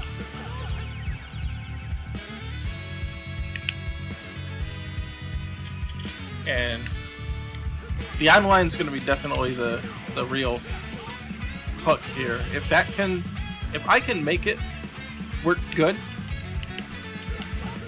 you know, that will help. That will really be, I think, the marker of whether or not people want to play it or not. Because that's 90% of it. Does your game have good online? No? Well, no one wants to play it then, because it sucks. They can't play with their friends. They can't play with other people. They can't play ranked matches, you know, without flying out to an event. And being a fan game, you're not gonna see that it's that many locals, if any. So, you know, good luck there. So if it doesn't have online, it's gonna completely just shatter and fall into obscurity instantly. So if I can get it to play good and also be at least decent online, I think we'll be in a very good position. That's you know, my basic plans for what's going on here going forward. And the more I can add to it from there, cool. But as long as the core is not good, then it won't matter. And that's why I'm taking very, very long time since the last public demo to make sure that everything is really good for this next public release. There's a lot of improvements that are in this version that the public one doesn't have. It almost feels like a completely different game, but I don't want to throw out something half-baked. So it's like, yeah, okay, Terry's been like 90% complete for a month now, but he's not going to be good. He's not going to fit in with the other characters if they don't also get adjusted, and if his, you know, data's not right, and if I'm not very careful with it, it's going to turn into crap. So I'm just taking my time. For memories I have of the CVS era, I can already tell the game will be so much better. No, hell no. There's not going to be that many characters, at least at start. Also, Neo Geo Pocket Style is a concept that I wish was explored more back in that day. I just find it so endearing and charming. Yep, same here. That's why we're using it. I mean, one, because it's a little easier to edit the sprites, but I've always wanted to make something like this, using that sprite style. Because, I mean, just look at it. It's just cool. It's one of those things where once it exists, people are like, oh man, I gotta see what this character looks like in it. I gotta see what that character looks like in it. And so we do actually have some new fighters, new sprites for them. So one that I'm pretty sure we're gonna put in is K. So we do have people that have donated some of their sheets that they've made. So if you want to know what does K look like in Pocket Style, this is what he looks like in Pocket Style. He never had those sprites. They never put them in the Pocket games. So I'm not done coloring all of them, but I'm getting through it. I got more animations to sequence out for him, but he won't be in for a while yet, so it's kind of a far off thing. So like here, I didn't color all of them. It was kind of fun coloring him, figuring out what kind of palette to use for him. He's got a lot of unique elements. So these sprites are done by Pocket, Anim Pocket on DeviantArt. Yeah, Yeah, he did a great job with these. Like, these are crazy. He just did this on his spare time. He's like, hey, if you want to use it, go ahead. I'm like, hell yeah, I want to use it. Kay's awesome. He's definitely one of the characters that I would want in. It just looks so cool. Like, look at it. It's just so cool. Pocket is definitely one of the best Neo Geo Pocket spriters out there. He does full sheets, super high quality, and it's just like, holy crap! Like that looks like it came really from an official game. Like, it's so nuts. He's gonna be fun to program. It's gonna be really fun to program. Yeah, with the glasses and all. Yeah, it's gonna be fun when Kay gets in. I'm gonna have a lot of fun with that. He's got some more moves in the later games, so we might have to add a couple. I'll have to ask Pocket if he wants to sprite a couple additional ones, because he's got some more follow-ups here that I don't think he's got all his follow-ups from 14 in here. So I don't know. I'm not sure exactly when he made this sheet, but maybe 14 wasn't out at the time. So there's other ones here, but not just because they're in this folder doesn't mean that they're going to be in. It just happens to be ones that I've been experimenting with. Like, I'd like to put Yuri in. I'm a pretty big Yuri fan. So I did a color makeup, or mock-up, or what do you want to call it. Because normally the sprites are like this. If you're familiar with, it sounds like you're familiar with Neo Geo Pocket stuff. It's very low color. It's only 3 colors, so I have to come up with a color palette to give to him, and then I can apply it. Like, let's see, what's one? We know Chun-Li's gonna get in, so I'll show you. I did a lot of work on hers. Did a lot of work on her sprites because she's based off the Alpha games, and I hate the normals that she has in the Alpha one. I'm on the Third Strike stuff, so I had to make some more frames for like the split kick, the air hard punch that she has in Third Strike, put that in. So I had to create these sprites. Oh, here's the other. This is her. Yeah, this is her standing hard kick where she hops off the ground and kicks forward and spins. And here's her neutral split kick. So I had to make this one. This one was her original Alpha one, and that one too. So I'm working on new things for it. Reanimated her overhead as a special. I think I got air legs in here somewhere too.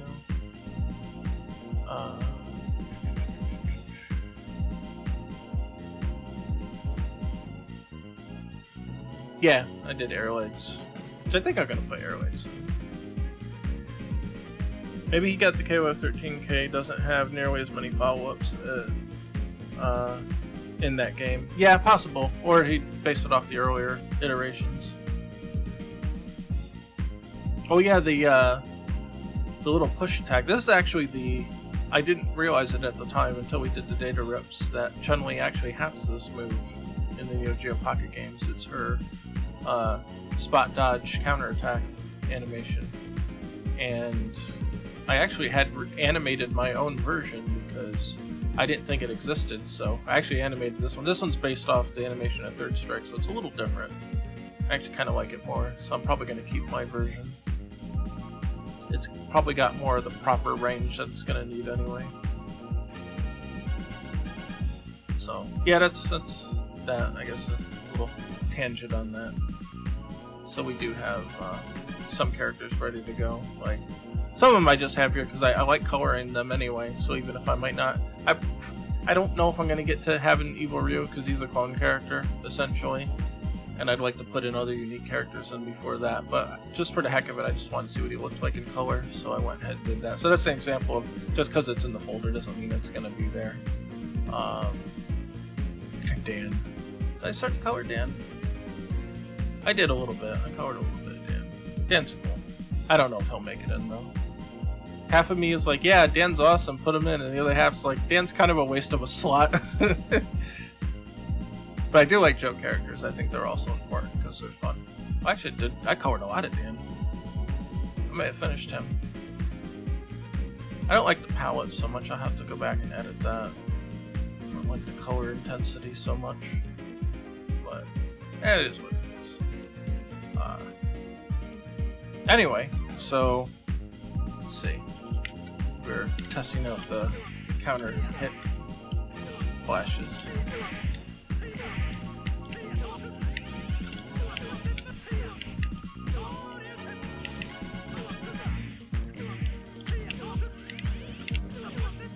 And let's see. That and okay, the 40% looks better. I think it's smaller. Okay, that one, I think it's it spawned another one to test, so that I think there were two different sizes. But let's reset it. That'll make sure that multiples are purely what they need to be. So okay, yeah, that's smaller now. Yeah, 40 looks okay. Thank you. What is it? Oh, it's a pizza slider. Cool. Pizza slider, yeah. Thank you. Well, you went out? Ah.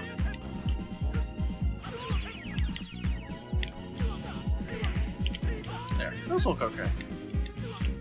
Might actually change the animation.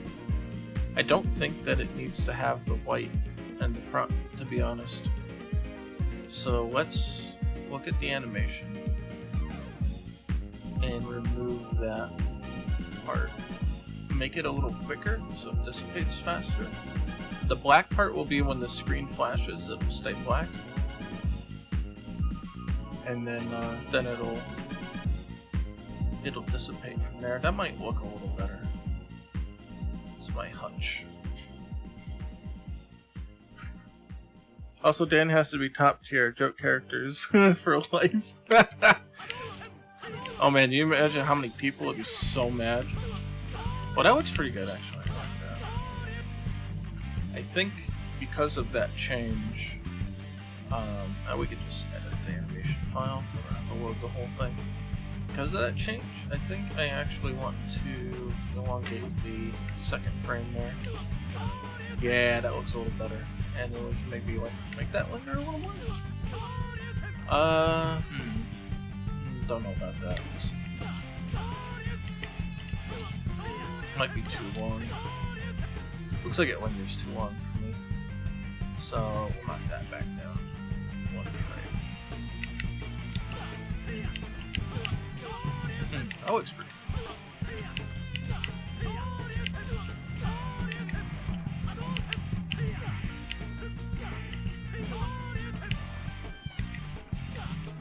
And we could do different animations for different ones too. I just haven't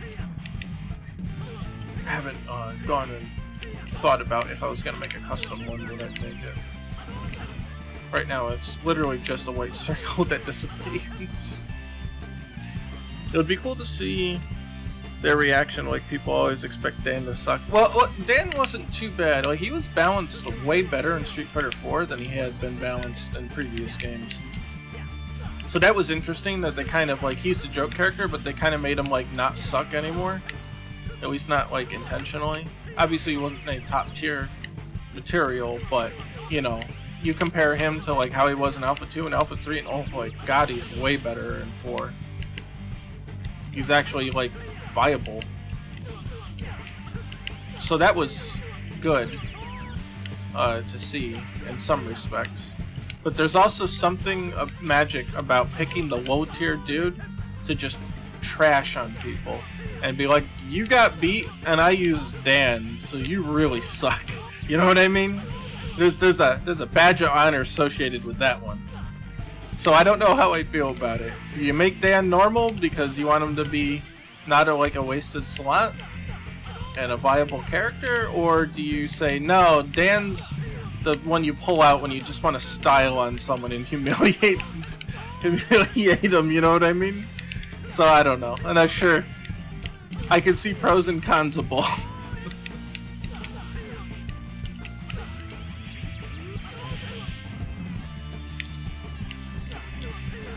Yeah.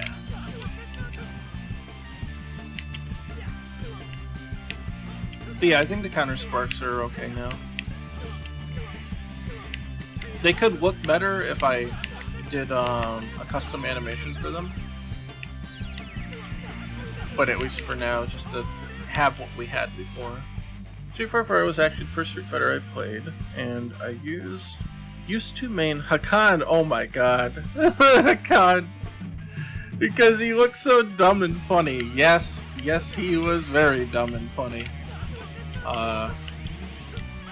Yeah, whenever Hakan showed up in like a top 8 or something, like what, Infiltration, I think he used him. Like that was hilarious. Just pull him right out. I don't know if it was a top 8 or top 32 or something, but he pulled him out in a high stakes match. I think he was fighting a ball rug and he pulled him out, and everybody's like, Hakan, seriously? And it worked. It's like, okay, whatever. If it works, right? Because you never see them, so the top players are not used to fighting that kind of thing, and it's like, yeah, that's part of the strategy. Pick something that they're not used to. Deku, hey, what's up? What's up, man? I came in to check real quick. I have to sleep. You should go to sleep, yes. That's also good. So that I can watch the Nintendo Direct. Oh, yeah. When is that tomorrow? The evil magic from Infiltration, yeah. I miss watching Street Fighter 4 in competitions. I didn't really like the game much, so I kind of almost didn't ever expect to say that. I'm more of a Street Fighter 3 person. Or like, I like Alpha 2, I like Street Fighter 3, I like CVS 2, that kind of stuff. But 4 was not my cup of tea on many levels. But now with 5, it's like, god damn, I miss Street Fighter 4. Like, I never thought I'd say it, but here we are. Oh well. Infiltration. I almost don't want to bring him up, but he was the one who played Hakan, so it is what it is. I wish Infiltration wasn't a piece of shit. I'd like to cheer for him again. Yeah, there was a lot more shenanigans, a lot more cool high-level shit that was going on in Street Fighter 4. It was just more fun to watch. Like Daigo just going nuts with Evil Ryu and those crazy combos that I'll never be able to do in my lifetime. Yeah, because you had stuff like the FADC, so they can make things safe, or go for mix-ups, or go for crazy crap like that. You don't really have that in 5, and 5's not a terrible game, but it's just not as exciting as 4 was, or Third Strike for that matter. Of course, Third Strike's got its own problems and busts and bullshit, but I still have a lot more. It feels faster, and there's more stuff going on for shenanigans and stuff like that, and it's just more exciting to watch. So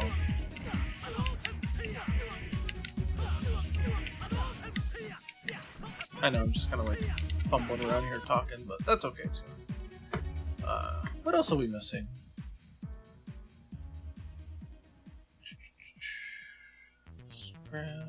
Okay. So we got the counter hits.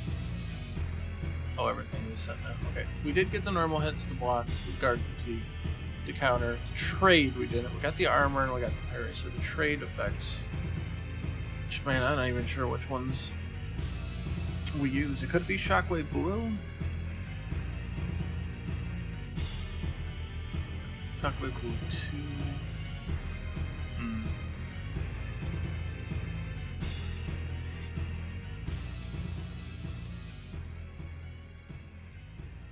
5 seems just like watered down or something. It is to a degree, because like even take, for example, Karen or Kareen or however you want to pronounce her name.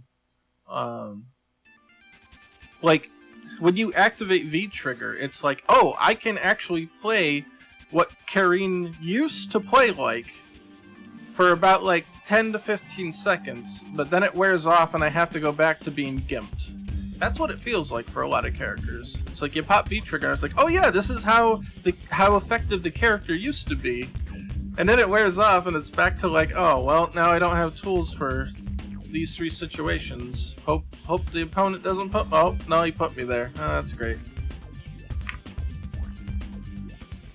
Not all the changes were bad. I know a lot of people don't like the fact that the button press timing is a little less strict, but I'll be honest, I think most people who wouldn't have otherwise been able to do the kind of stuff that like Street Fighter 4 had are happy with that, because they can actually do stuff now. And I don't think there's necessarily anything too wrong with having the links be closer together, as even the pros use plinking for Street Fighter 4 to make those links at least 2 frames instead of 1. In Pocket Fighter, I do actually use the 3-frame link. So let's see. From here to here doesn't change. So that's a 3-frame. Damn it. I just changed the timing of this move. Now it's all screwed. Oh. I don't remember the timing. There we are. There's the timing. You can do it backwards too. So that's also a link. And this changed, so you have 3 frames to press the button from here to there. And that's okay. I don't think there's anything necessarily too wrong with that. However, I give other situations where timing's more important. Like when you max cancel. If you don't run on time and don't use the right move on time, you're not going to get that follow-up.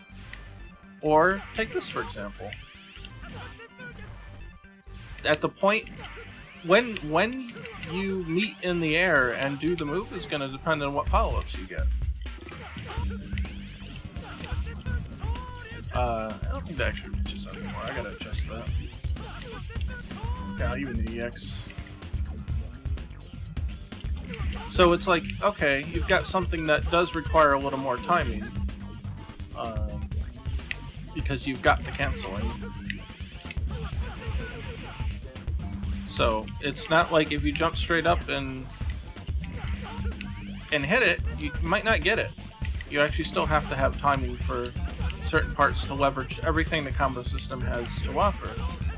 But at the same time, you've got some easy target combos, some more forgiving links, so the basics are a little easier to pick up. And I think that's an okay balance. I think that works out pretty well. Then it's not like Street Fighter 4 where it's like, okay, well only about 5% of the user base can actually do an FADC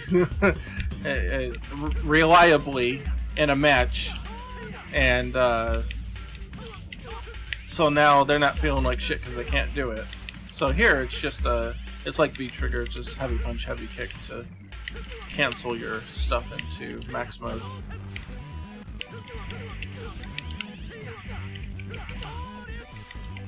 This is a tight one. That one's hard. Took me a while because I changed the timing between this and between this and this and that. There. So I have to relearn that. I'm not. It doesn't come to me like it used to.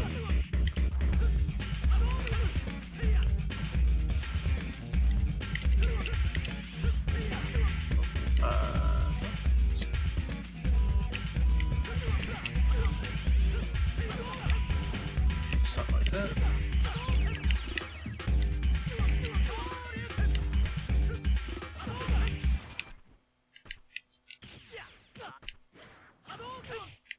So, yeah, there's lots of stuff you can do in here. I tried to make the combo system kind of... It is kind of dates it, but Alpha 2 is actually one of the primary inspirations. I mean, you can't do a custom combo, but in terms of like how moves connect together and how things work, it's sort of a hybrid of mostly Alpha 2 and a little bit of Third Strike. The fact that you can super cancel on your specials is, of course, a Street Fighter 3 thing. And then, like, the way that juggling works is more of an Alpha 2 kind of thing. So only certain moves will be able to set people into a juggle state, and one of them being the Tatsu. So you can do something like that. Because without it, that's... Oh.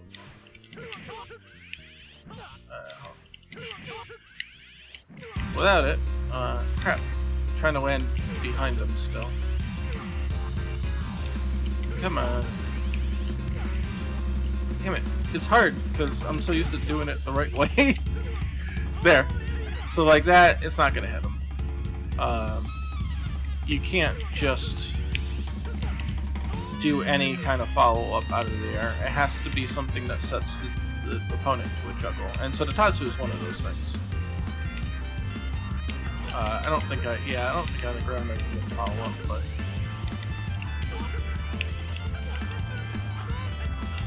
So, light air punch will cause a juggle to occur, and that's why I can use it before the Tatsu to cancel in.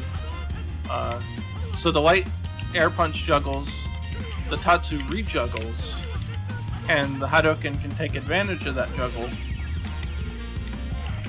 and continue on. But once the Hadouken's gone, you don't... Once the juggle's gone, the only way to revive it is with an EX. So here's a good example. And the max cancel also resets the juggle. So so you can do that because the max cancel continues to juggle. And then there's certain moves like the donkey kick that cause you to be able to juggle with any move. So you could, if you wanted, you could just run up and do this. You're not going to get anything after it, but you could do it. But so here's what I mean by the EXs making the juggles go farther. So normally you have moves that can set a juggle state and moves that can take advantage of that juggle state. So we'll call that a set juggle and can juggle. So the Shoryuken is something that can take advantage of a juggle, but it can't set the juggle state again. It doesn't refresh the juggle state. So you can't do this and then this. The second one will go through because the first Shoryuken has ended the juggle. It took advantage of that state, but it can't refresh it. The Tatsu can refresh it. And so it can also juggle, but it can also refresh the juggle state so you can get that follow-up. So the Tatsu is can set and can juggle. But, as you saw there, you can continue the juggle with an EX. So normally, you can't do anything after that. But if you want to spend some meter, you definitely can do something after that. So, let's see if I can do this right. And there. So you can continue it with that. So, juggle, set, unset, set, unset, set, end. Depending on what moves you use. Oh, good. There. No, that's all I want. Yeah, need to run. Boom. And you can max cancel the EX and get even more hits out of it.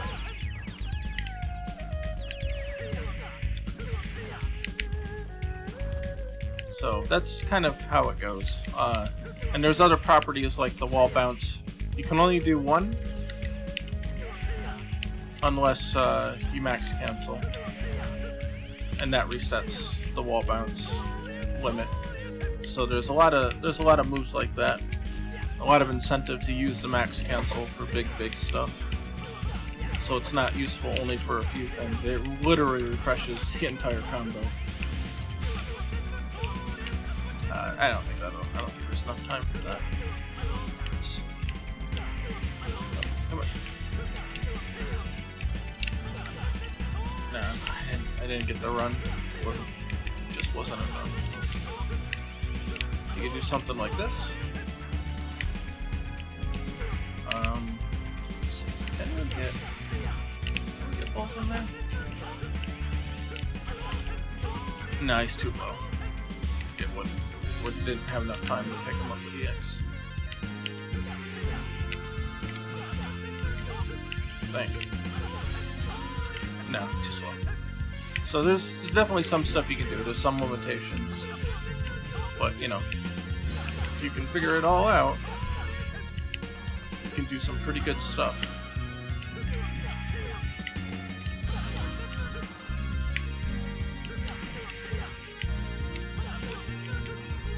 I wanted it to be kind of like that mid-grade between Capcom and SNK. That's gonna whiff. Shit. I didn't do it. I didn't time it right. Let's try it again. Because like KOF, you can do some crazy stuff in KOF. And in Street Fighter, it's not quite as crazy as this is. So this is kind of like somewhere in between the middle. Ah, need that run. Come on. There we go. Oh, I messed that up. It's negatives. Negative Edge is screwing me on that. I'm letting go of the punch button. It's picking it up as a head open. Come on, Pat, don't fail me now. Nope.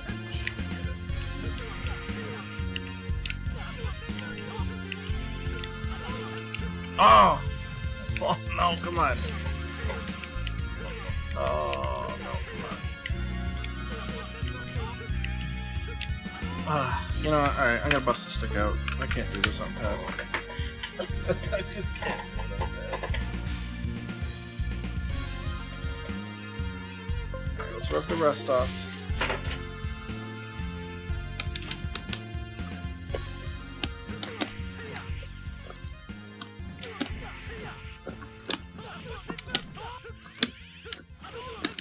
There we go. That's what I wanted to do. Stick for the win. It's just harder to test with because it takes up my lap.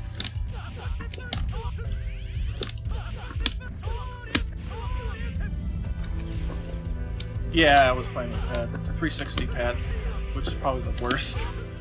It's just easier to dev with because if my stick is on my lap, I can't pull the keyboard tray out, and so I gotta keep moving it. I gotta keep moving it on and off my lap, and it's a pain in the ass. Too early? No, got it.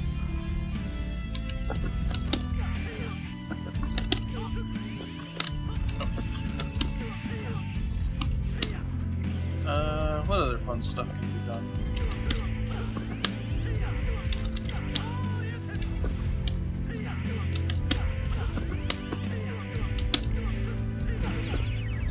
Oh, that was a trade. That was dangerous.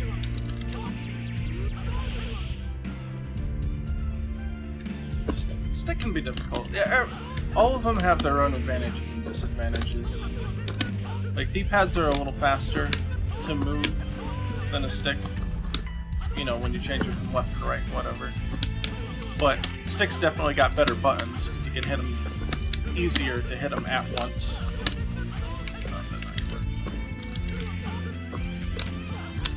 That's not right. Wrong timer. That's not gonna work either, apparently. I increased the knockback speed of the Tatsu, so it's a little... Some of the stuff I could do before is not quite working anymore. I might reduce it back again so that when things look a little easier.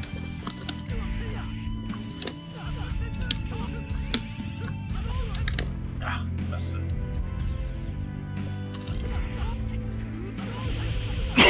Let's see, probably the most damaging combo right now for Ryu would be this. Oh, without a reset at least. Oh, I didn't get full. It's there. Damn it. Oh, I'm screwing it up.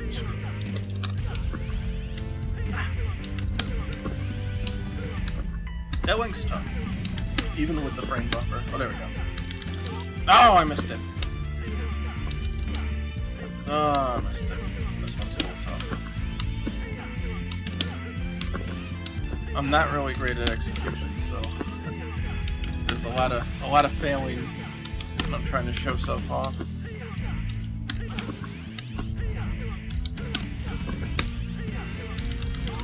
No, the counter hit, so he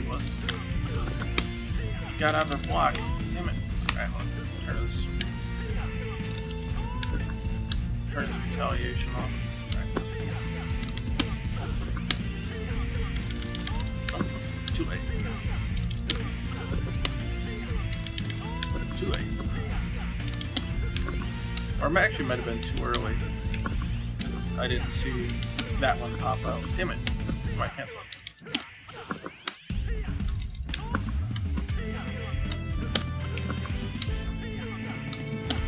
Let me try negative edging it. My P's here.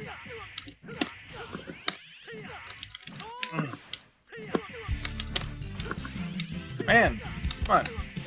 There we go.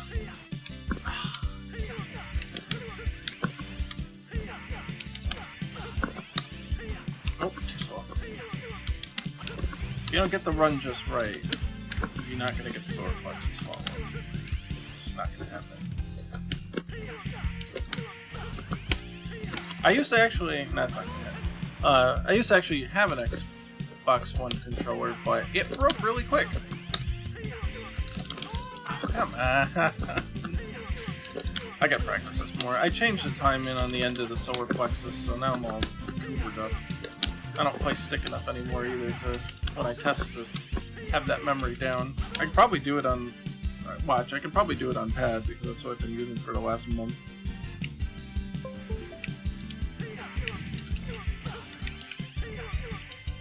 Oh, almost. No. I just suck, apparently. Come on. Come on! I think I'm doing it too late. Or too early, rather. Yeah, I gotta slow it down a little bit.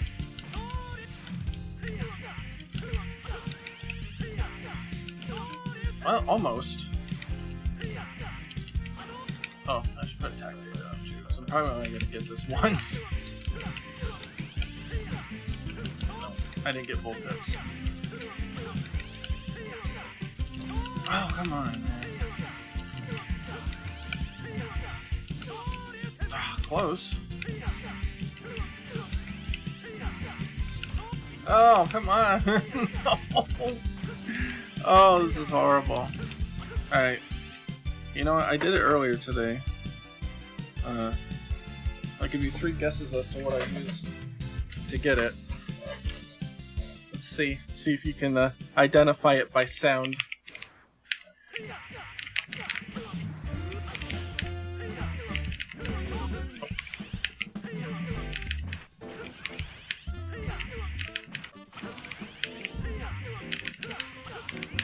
Come on, baby.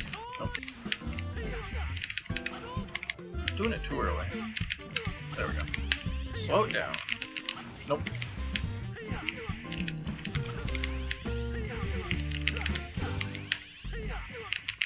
Ah, no, it was too late. I could already feel it. I could already feel it.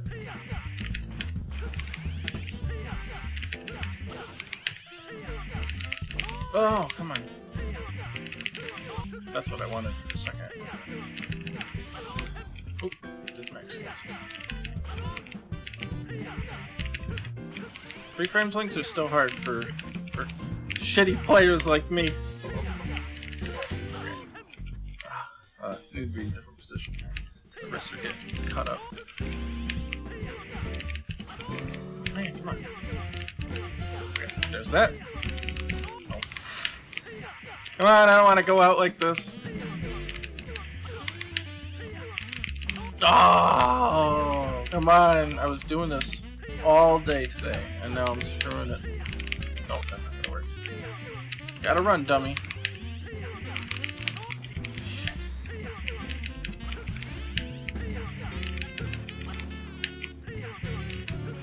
Oh my god. I'm just getting mad now, so it's just getting worse as I try it. Come on, need that run, come on.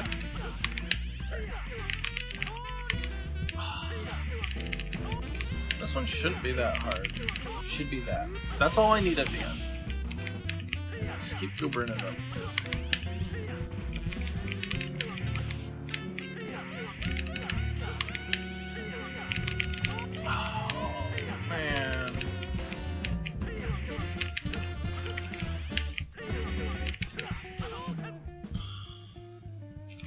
I'm trying to do it with the keyboard is what I'm trying to do here. Which I do use to test sometimes. Because, well, you gotta test keyboard controls anyway, but... Nope. Oh my god! That figures. I get on stream and I can't do shit. Everybody's probably like, wow, what a shitty game, you can't even do the combo. Oh well, you can play it for yourself. You can tell it's not shitty. Or not that shitty. Oh man. Oh, I'm just pissed now. I'm just mad. Very mad.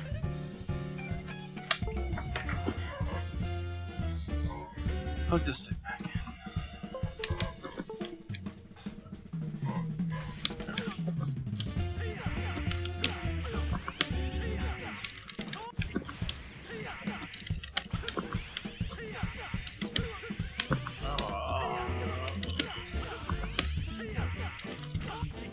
Alright, well I missed the Crouching Fierce, but 688. Not too bad. There we go! Oh, I missed the super. Of course.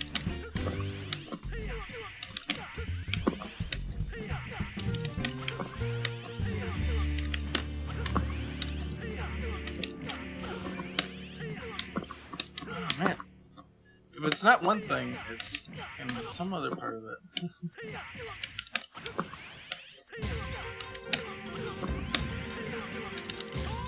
No, I could feel in my bones that it was too late.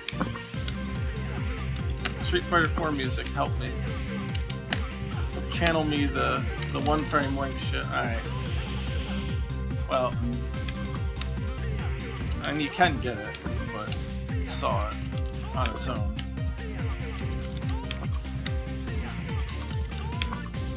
It's tight though. In the game, in terms of the actual frame data, it's only one frame length. But with the buffer, you get up to 3 frames to do it. You can see that with the frame info. See? 1. So this number here is the amount of hit stun left when the last attack merged, or collided. So it's 1 in terms of frame data, but the input buffer gives you up to 3 frames to press it. Whatever. Close enough.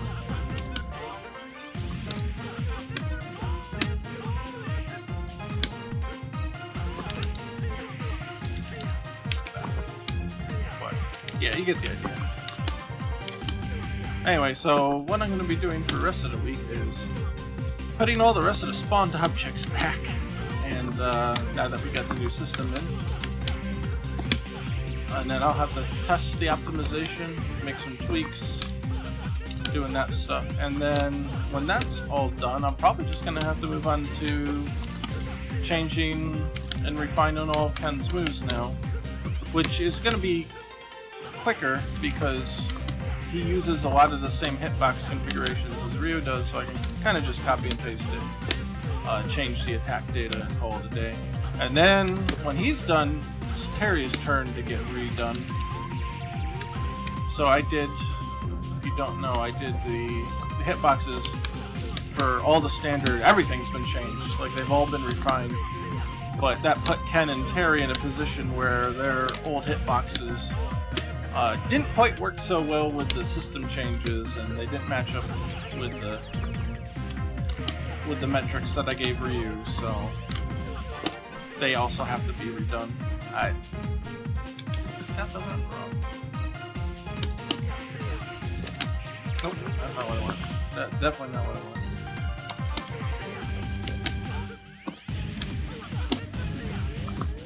Ah, I missed the running. I changed the timing on the friggin' Jodans, so now they're all screwed up whenever I try to do something like this. Damn it.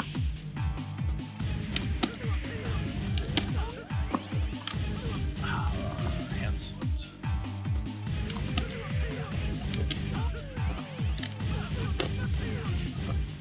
There. Oh, no, I was too late. By maybe 1 frame. Full screen Jodans are tough. You can get them, but they're really tough. You got maybe 2 frames of leeway to start your run and get over there.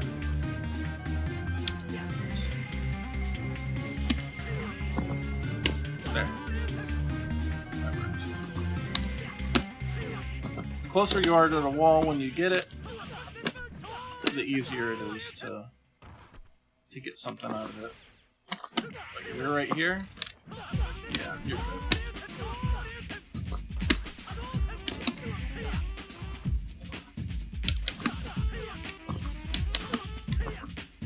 Should be able to.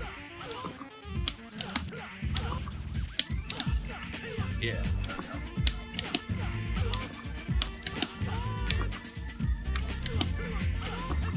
My negative edge tendencies are killing me here. I'm holding too long. I have a whole problem with negative edge. My I hold the buttons down too long, and then I pull them up at just the right time to screw me up. I should hit them a lot faster.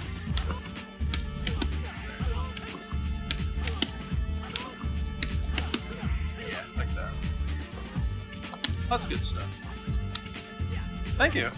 Yeah, I did a lot of refinement. Like I added a, you can see when he hits them because of the hit stop. There's an additional hitbox near the bottom, and so if they're doing something like this, you should be able to pick it up. But it's only got 1 frame on it, so it's not an absolute defense, but I had to try to minimize jab anti-airs, that kind of stuff. Everything should be pretty good. The red box on the bottom there is projectile invincibility. We went through a lot of changes in the last month to get Ryu up to snuff. And then, now that he's pretty solid, I think, it's time for Ken to get the same refinement treatment, which, again, they've got similar stances and stuff, so a lot of it's going to be a copy-paste job. And then Terry can get it.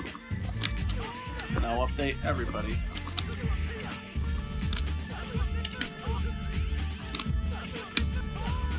And then we can release a public demo.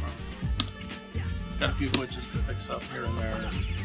Oh, actually, we were talking a lot in Discord about the corner behavior. And who gets pushed out of the corner and when and how do you decide who's on the left or right in the corner? Like if I do this, who's supposed to be on the left or the right after that jump in? Because they're on the same x-axis at that point. The x value is the same, so how do you decide that and that? I actually consulted with some other guys, and I think I've got a good idea of what to do now. And if it works, then I'll go ahead and explain how that works. If it doesn't work, it doesn't matter because it didn't work. But I think we've got a better idea now how to make that work, so that should be a lot more solid upcoming. It's definitely one thing that I've done corner behavior 3 times now. I've done 3 different systems and they haven't worked out. But I think we finally understand what's been going wrong with them.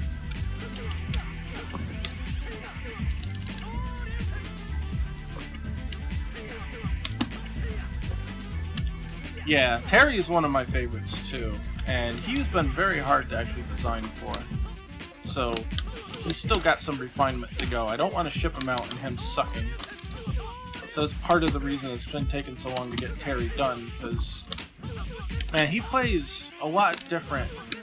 You know, when I'm looking at it through a competitive eye, it's like, wow, he plays a lot different than I really thought he did.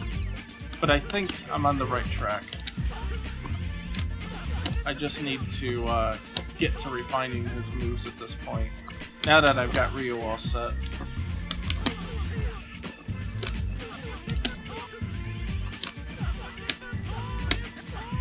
Alright, I'm just flailing at this point, but yeah. So pretty much done for tonight. I'm gonna re-implement all the effects that have been unimplemented by the system change, and then from there, then I'll probably just shoot right into Ken's hitbox updates, and then we'll go from there and see how that works. And then we'll have to do.